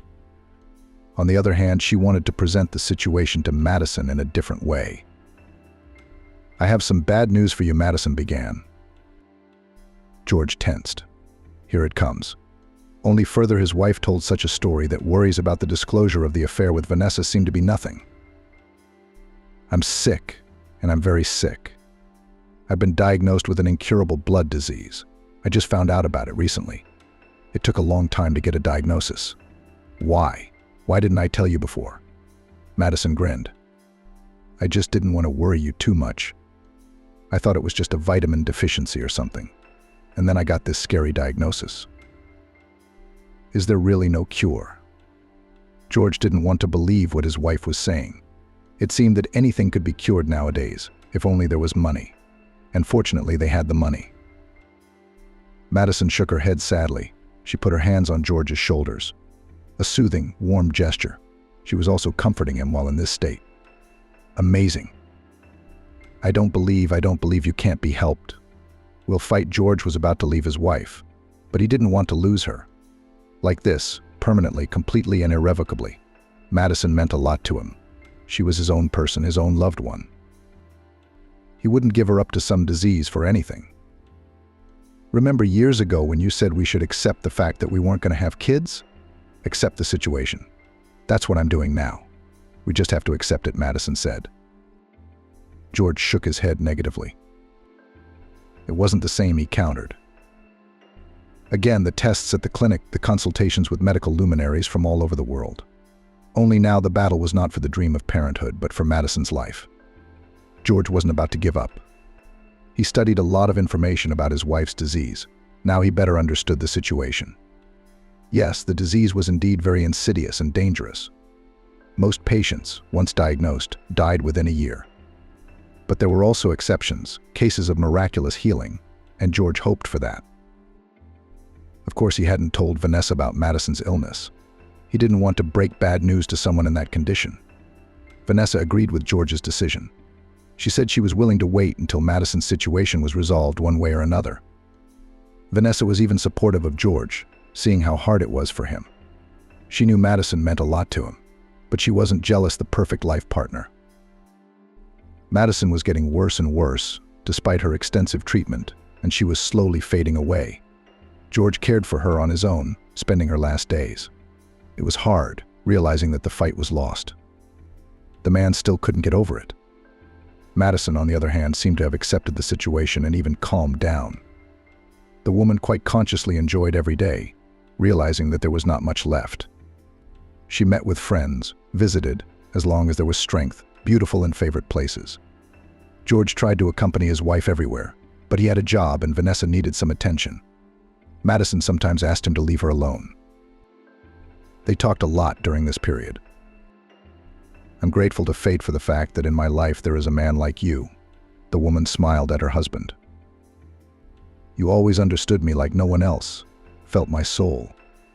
That's worth a lot, George said, squeezing his wife's hand and feeling guilty again. It was a good thing Madison didn't know about Vanessa after all. What luck that he didn't have time to reveal his cards in front of his wife. All he needed was a negative experience at such a difficult time. I think about that sometimes too. It's lucky we met, Madison replied sincerely. You're a unique person, the closest to me, she said paradoxically. These words were also true. George understood perfectly well that he was losing a dear person, a close friend, and there would never be a warmer and deeper relationship in his life. Madison left at dawn in her sleep. Quiet and peaceful, an easy end. As many people said later, a nurse slept in the room with her. Her frightened scream woke George, and he knew immediately. The ambulance, the police, filling out paperwork, preparing to say goodbye. It was all a blur. George still couldn't accept the fact that Madison was gone. She was gone. Not anywhere. Where could it all suddenly disappear to? Her sharp mind, her love of children, her determination, her courage. How is that possible? Peter was supported at this difficult moment by Vanessa. She honestly tried to reassure the man, but Vanessa had never felt him as subtly as Madison did. She said things that hurt the man even more. It's all for the best. At least she doesn't have any pain now. And the situation worked itself out. You didn't even have to say anything. George shook his head. How could losing someone like Madison be for the best? Vanessa just doesn't understand anything. There were even words like, think about it, you get all the kids now, you didn't have any, so you're the only heir. And in a divorce, everything would have to be divided in half. George looked at Vanessa in such a way that she immediately realized what a terrible foolishness she had said. The girl tried to remedy the situation. Well, I mean, she got sick anyway. It would have happened anyway. And this is such a benefit. Just shut up, George asked. People came to say goodbye, lots of people. Madison's co-workers and friends. And those she had helped over the years. They came up to George, offering condolences, saying nice things about Madison, and George was proud of her, proud of his wonderful wife. Desperately regretted that he too rarely told Madison how wonderful she was, and yet he was glad that sometimes he did say it. It had been several days since Madison had left, which George still couldn't believe. Then a woman called him, introduced herself as a notary, made an appointment. I invite you for the reading of the will. George was surprised. He didn't know Madison had made a will. Probably she had decided to make it easier for him to receive the inheritance, took care of everything before. Vanessa volunteered to go with George. It would probably be kind of inappropriate if it was okay with you. You're in that state right now. You need support. Vanessa cut Vanessa off. George nodded. She was probably right. He shouldn't even be driving right now. He couldn't even keep his head straight. It would be good to have someone more sensible around. And now George was sitting in the kitchen smoking out the window. It was early morning. Vanessa was still asleep. George was the one with insomnia, unfortunately, and he wanted to go to sleep and see Madison. Maybe even talk to her. George sighed, putting the kettle on, needing to drink strong, hot, black coffee. Maybe that would cheer her up a little. This head felt heavy. George poured the steaming coffee into a cup, sat down at the table again, and thought. He thought back to Madison. Their life, her dreams and plans and desires. Yeah, the world had lost a lot of things. Madison had done so much good for people, for underprivileged children. Vanessa was even seriously afraid to hear from the notary that Madison had bequeathed all her money to some orphanage or children's home. George was distracted from his musings by Vanessa. She flew into the kitchen, anxious, disheveled, but still unrealistically beautiful. "We're late," announced the girl in a voice shaking with excitement. "I overslept." "I don't know why you're sitting there like a statue." George, as if out of a daze, came out, took a sip of coffee that had long since cooled, and began to pack. They were on time, though they got to the office when they were still 5 minutes away from the meeting with the notary. They were lucky no traffic, no accidents on the way. Vanessa looked luxurious, even too luxurious for such an occasion. Her tight dark gray dress emphasized the graceful curves of her figure, her light blonde hair falling beautifully over her fragile shoulders. But George had no time to admire his companion. He wanted to go back 5 years, when Vanessa hadn't been in his life, and Madison hadn't been sick. "Come on in," Vanessa said. She turned around on the porch and turned to George, trying to hide her irritation. He grinned. He knew his mistress was eager to know what he'd inherited from Madison. It was a little unpleasant. As they entered the notary's office, an old woman dressed very modestly, even poorly, hurried in. She looked like a beggar. And a girl, lovely, charming girl of about 10 years old. Wavy blonde hair, big gray eyes. George stared and couldn't figure out who this child reminded him of, except whose relative Madison was. Maybe George had met this little girl once before. Just in case, the man politely and kindly said hello to both the grandmother and her granddaughter. The old woman answered cautiously, warily, even grudgingly. But the girl smiled broadly at George. That made him feel a little brighter. Vanessa looked at the old woman and the girl as if they were adversaries, spiders in a jar. She obviously hadn't expected to see them here. "Sit down," smiled the notary, dressed in an elegant pantsuit. Everyone present followed her advice. "I thought only the deceased's loved ones would be here," Vanessa said, raising her thin eyebrows. "Those who appear in the will." "That's right," the notary nodded. Vanessa's eyebrows rose even higher. Whether out of surprise or indignation, she threw another contemptuous glance at the older woman and the girl. "Are we expecting anyone else?" Vanessa asked, putting her foot on her leg. "No, everyone is here now." The notary acted professionally and did not react to the negativity of the cranky visitor. She stood up, offered condolences to those present, and said a few warm words about Madison. Then she took out of a large envelope a double-folded sheet of paper, both sides written in Madison's neat handwriting. "This letter is for you," the notary handed the sheets to George. "You can read it here. Anyway, this is where the deceased explains everything to you." George clutched the letter with both hands. He couldn't wait to be alone to read Madison's last message. There was no doubt in his mind that something very important was written there. The notary then began to read the will aloud, as was her custom. As George had expected, a considerable amount of money was bequeathed by Madison to a foundation that supported orphans. Vanessa cringed when she heard the size of the transfer. But George was getting all the real estate, cars, and even the business. The man, however, had no idea what he was going to do with a chain of Ayers.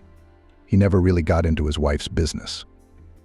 But it seemed that this business was already quite a well-oiled mechanism. It worked like clockwork on its own. Madison managed to adjust the firm in such a way that everything functioned without her direct participation and control. And then the notary said something that made Vanessa jump on the spot like a scalded woman. Madison had left a large sum of money to a girl named Danielle, the same girl who was now sitting across from George with her elderly grandmother. Danielle hadn't even noticed the amount. She was too young to realize how much money it was. The old lady, however, realized it. She shuddered, turned pale, then even blanched. An obliging woman notary immediately offered the agitated visitor a glass of water. "Who the hell are these people?" Vanessa was indignant. "We don't know them. Are they her relatives? Well, they're obviously not first cousins. Otherwise, the deceased's husband would have known them. What's going on?" "It's all done by law," confirmed the notary. "It's the will of the deceased. A person can name whoever they want in their will. It doesn't have to be relatives." "Who are you?" Vanessa addressed the old lady directly. "You're frauds? Don't get your hopes up. You'll get nothing. I can prove that Madison was incompetent when she signed the will. I mean, she's a sick person. And you probably took advantage of her condition?" Danielle looked at Vanessa, not with fear, no, more like disappointment. George noticed that at the very beginning of the meeting the girl had admired Vanessa. Of course, she's so beautiful, just a photo model. But now the idol was turning into a monster. Screaming, petty, greedy. "Calm down," George said irritably over his shoulder. He himself was not surprised at this outcome. The man realized that his wife was sure to give some of what she had accumulated in her life to charity. The girl and the grandmother are obviously very poor. Madison must have wanted to help them, but why them? And with such a large sum of money. "I'm sorry, I'm not protesting in any way," George said to the old woman. "If my wife has decided so, it's the right thing to do. But I was just wondering, how did you meet Madison? Why did she choose you?" The old woman looked George carefully in the eye. That look, there was judgment in it. And for some reason, pain. "You know," she said in a shaky voice, "read the letter and you'll understand. Danielle, we have to go." The girl slid off the chair with relief. What was happening clearly began to strain her anger and wanted to leave this place with an oppressive, heavy atmosphere. "Let's read the letter," Vanessa demanded as the door slammed shut behind her. "At least we'll know who they are." "Vanessa, you see, I have to read it alone," Vanessa said, her lips tightening resentfully. George was sitting in an old coffee shop he frequented as a student. He had chosen the farthest table against the wall behind the racks of houseplants. It was quiet, peaceful, cozy, and lonely. There was no better place to finally read a letter. Vanessa was not so easy to get rid of. She wanted to be with George when he began to study Madison's message. She even had to raise her voice at her. And now George was here alone with that very letter. His heart was pounding so hard it felt like it was going to jump out of his chest. I wondered what Madison was trying to tell him. "Well, hello, George. That's how the message began. If you're reading this letter, I'm sadly gone. That's a shame, of course. Life is a good thing. Anyway, it's already happened. Then it's time for you to know everything. I love you. You know you love me too. I'm sure you do. Despite your occasional flings. I know about Vanessa too, by the way. I wish I could have seen her face when she heard how much money I bequeathed to Danielle. It must have been fun." George shuddered. So Madison knew about Vanessa. What a nightmare. And he had been putting so much effort into not upsetting his wife. All the energy that should have been going into fighting the disease. "Don't think I'm upset about Vanessa. No, I'm not. I get it. You're the kind of man who can't live his whole life with one woman. A creative person who needs inspiration, a muse." George thought about it. Wow. Madison understood him better than he did. Vanessa is just such a muse. "But I never, ever doubted that you loved me, didn't I?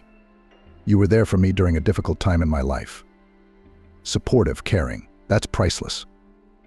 I wasn't so scared with you. You fought so fiercely for me when I knew I was done, when I had resigned myself to it. But you didn't give up until the end. You have no idea what it all meant to me." Thank you for that. And know that you're my nearest and dearest." George felt tears welling up in his eyes. The sharp pain of losing Madison pierced his heart again. Yes, he felt the same way. Madison. She had been someone near and dear to his heart. They were more than just husband and wife. Soul mates. Soul mates. George would go to great lengths for her, and she would do the same for him. Now let's talk about Danielle. She's a wonderful girl, isn't she? I'm sure you've seen her already.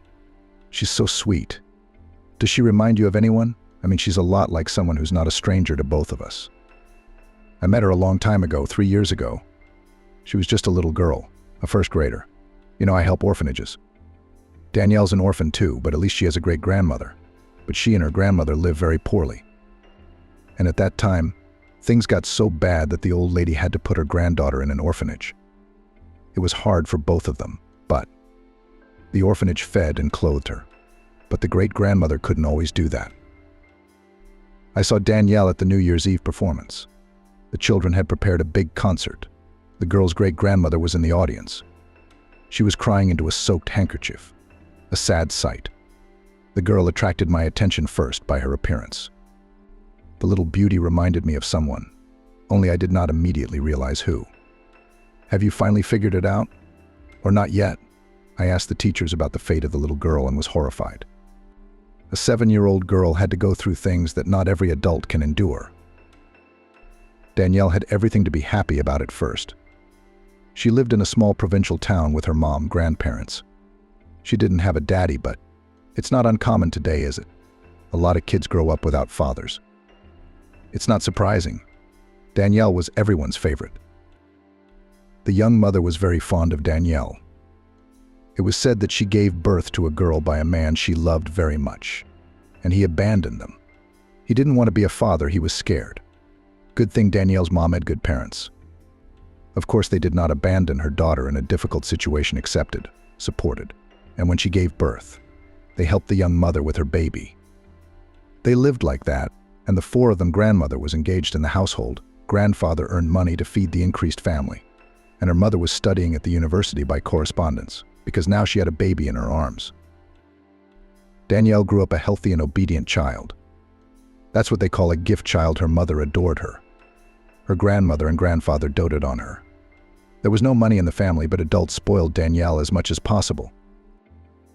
Danielle's mother had a dream to go to the sea with her daughter, show the little girl high waves, walk with her along the coast, breathe fresh sea air.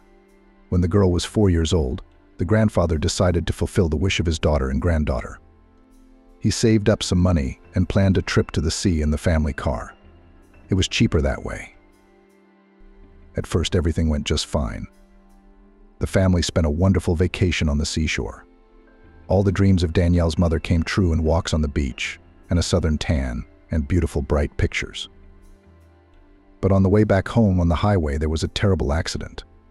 The car lost control and overturned several times, plunging into a ditch. Already later, the cause was established.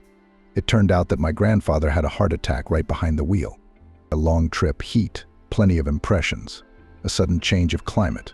A lot of factors came together. This is the result. The driver himself was almost unhurt, but he was not taken to the hospital. The cause of death was a heart attack. His wife died on the spot from her injuries. The daughter, Danielle's mom, was taken to the hospital, but her condition was very serious. The young woman was placed in intensive care. So what happened to the youngest passenger? It's a miracle, but Danielle survived. She got off with a couple of abrasions and a fright, but not a light fright. The girl cried out at night for a long time and often dreamed about this terrible accident. The little girl was taken to her only close relative, great-grandmother Danielle. She had lost her son-in-law and daughter in the accident. Her granddaughter lay in the hospital dying. But the old woman pulled herself together for the sake of great-granddaughter Danielle. After all, in this difficult period needed near a sensible adult person, able to take on all the cares of the girl. The mother of the little girl was in a serious condition, but there was still hope for her salvation. For treatment required money, and a lot of it. So the old lady had to sell the apartment where the once happy family lived. She reasoned as follows: now the main thing to pull Danielle's mom, and money, apartments, unlike human life, It is a matter of gain. When her granddaughter gets on her feet, then she'll earn money. Until then, they can live in a one-bedroom apartment they will somehow fit. This old lady was wrong about the three of them. The treatment didn't work. Danielle's mother wasn't saved. The girl was left an orphan. She had no one in the world but her old great-grandmother. No, there was a father somewhere, but how to find him? The old woman did not know the details of her granddaughter's history. She had no idea where Danielle's father might be. And did he need a daughter if he had already abandoned her? There was nothing to do, so the great-grandmother began to raise her little granddaughter alone. It was hard. At such a respectable age, to keep up with a small child, oh, how not easy. And as for the financial side of things, it was a disaster. Danielle's great-grandmother's pension was meager. Her health was also poor, and she couldn't get a part-time job. Then there was Danielle's allowance. It had to be registered and confirmed every year, and it cost the old woman a lot of labor. So much paperwork to collect, so many offices to run through. But the old woman tried, ran, collected so that her great-granddaughter Danielle had at least this minimum allowance. And as if somehow the old woman and the girl lived poorly, saving on everything, already exhausted but kept afloat. And then came the time when Danielle had to go to school. And that was it. The family budget couldn't keep up with the new spending. Great-grandmother got her granddaughter into school, even went into debt. And after that? After that, times were very bad when even bread was not enough every day. That's why the great-grandmother, with a broken heart, made the decision to place Danielle in an orphanage, temporarily, due to her difficult financial situation. And then there was this concert. The stage I saw Danielle, I was hooked by her looks, and the story began. Danielle looks a lot like you. Did you notice same eyes, same look, same brow sweep? And the mole on her cheek, the same mole, exactly the same. I looked at the girl and realized there's no such thing as coincidence. And then it turned out it really wasn't a coincidence. George took his eyes off the letter. How had he not realized that? Danielle really did look a lot like him. It was not without reason that the girl seemed familiar to him. He saw almost the same features in the mirror every day. I started digging deeper. I even had to hire detectives. And I found out, well, don't fall out of your chair or whatever you're sitting on. Danielle is your daughter. I purposely withheld her mother's name before, or you would have figured it out. And I like to keep things intriguing. You know, it's more fun that way. Danielle's mom is Charlotte. Yeah. The same Charlotte you left behind when she was expecting the baby. George wanted to object. It was important to him to prove to Madison that he hadn't abandoned Charlotte. It was the circumstances. Her parents had decided everything for them, sent their daughter for an abortion so that she could study and build a career. And he himself, George, was ready to get married. They even had time to apply to the registry office. Did Madison left thinking that her spouse was such a mean man? That's what great-grandmother Danielle told me, that you left a pregnant Charlotte. Scared, didn't want to be a father, didn't want to take on the responsibility, George thought. Something didn't seem right to me right away. So of course I decided to do some more digging. I found out that you applied to the registry office, but the wedding didn't take place. Why?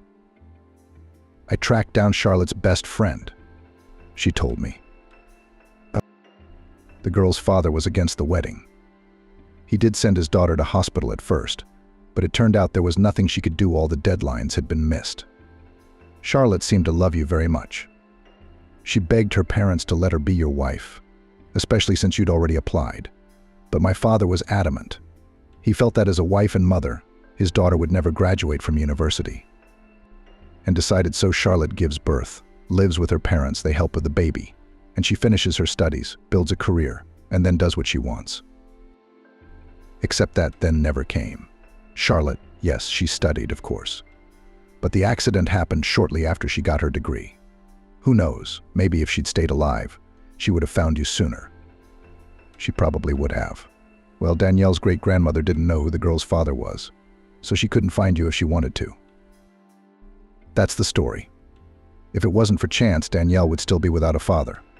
Now, I hope you understand why I left her this much money. She's your daughter. I had to help that little girl, but it wasn't just money, I hope. I think I've given her something much more valuable. I've found her a father. I know how you long for a child, a baby of your own. And here you have a teenage daughter. Interesting, with her own opinions and personality. She's great, George, and she needs you very, very much. And you need her. Just do me a favor. Don't make Vanessa the girl's stepmother. She'll make her life a nightmare. Find someone else. A more empathetic and understanding woman. You're worth more than that.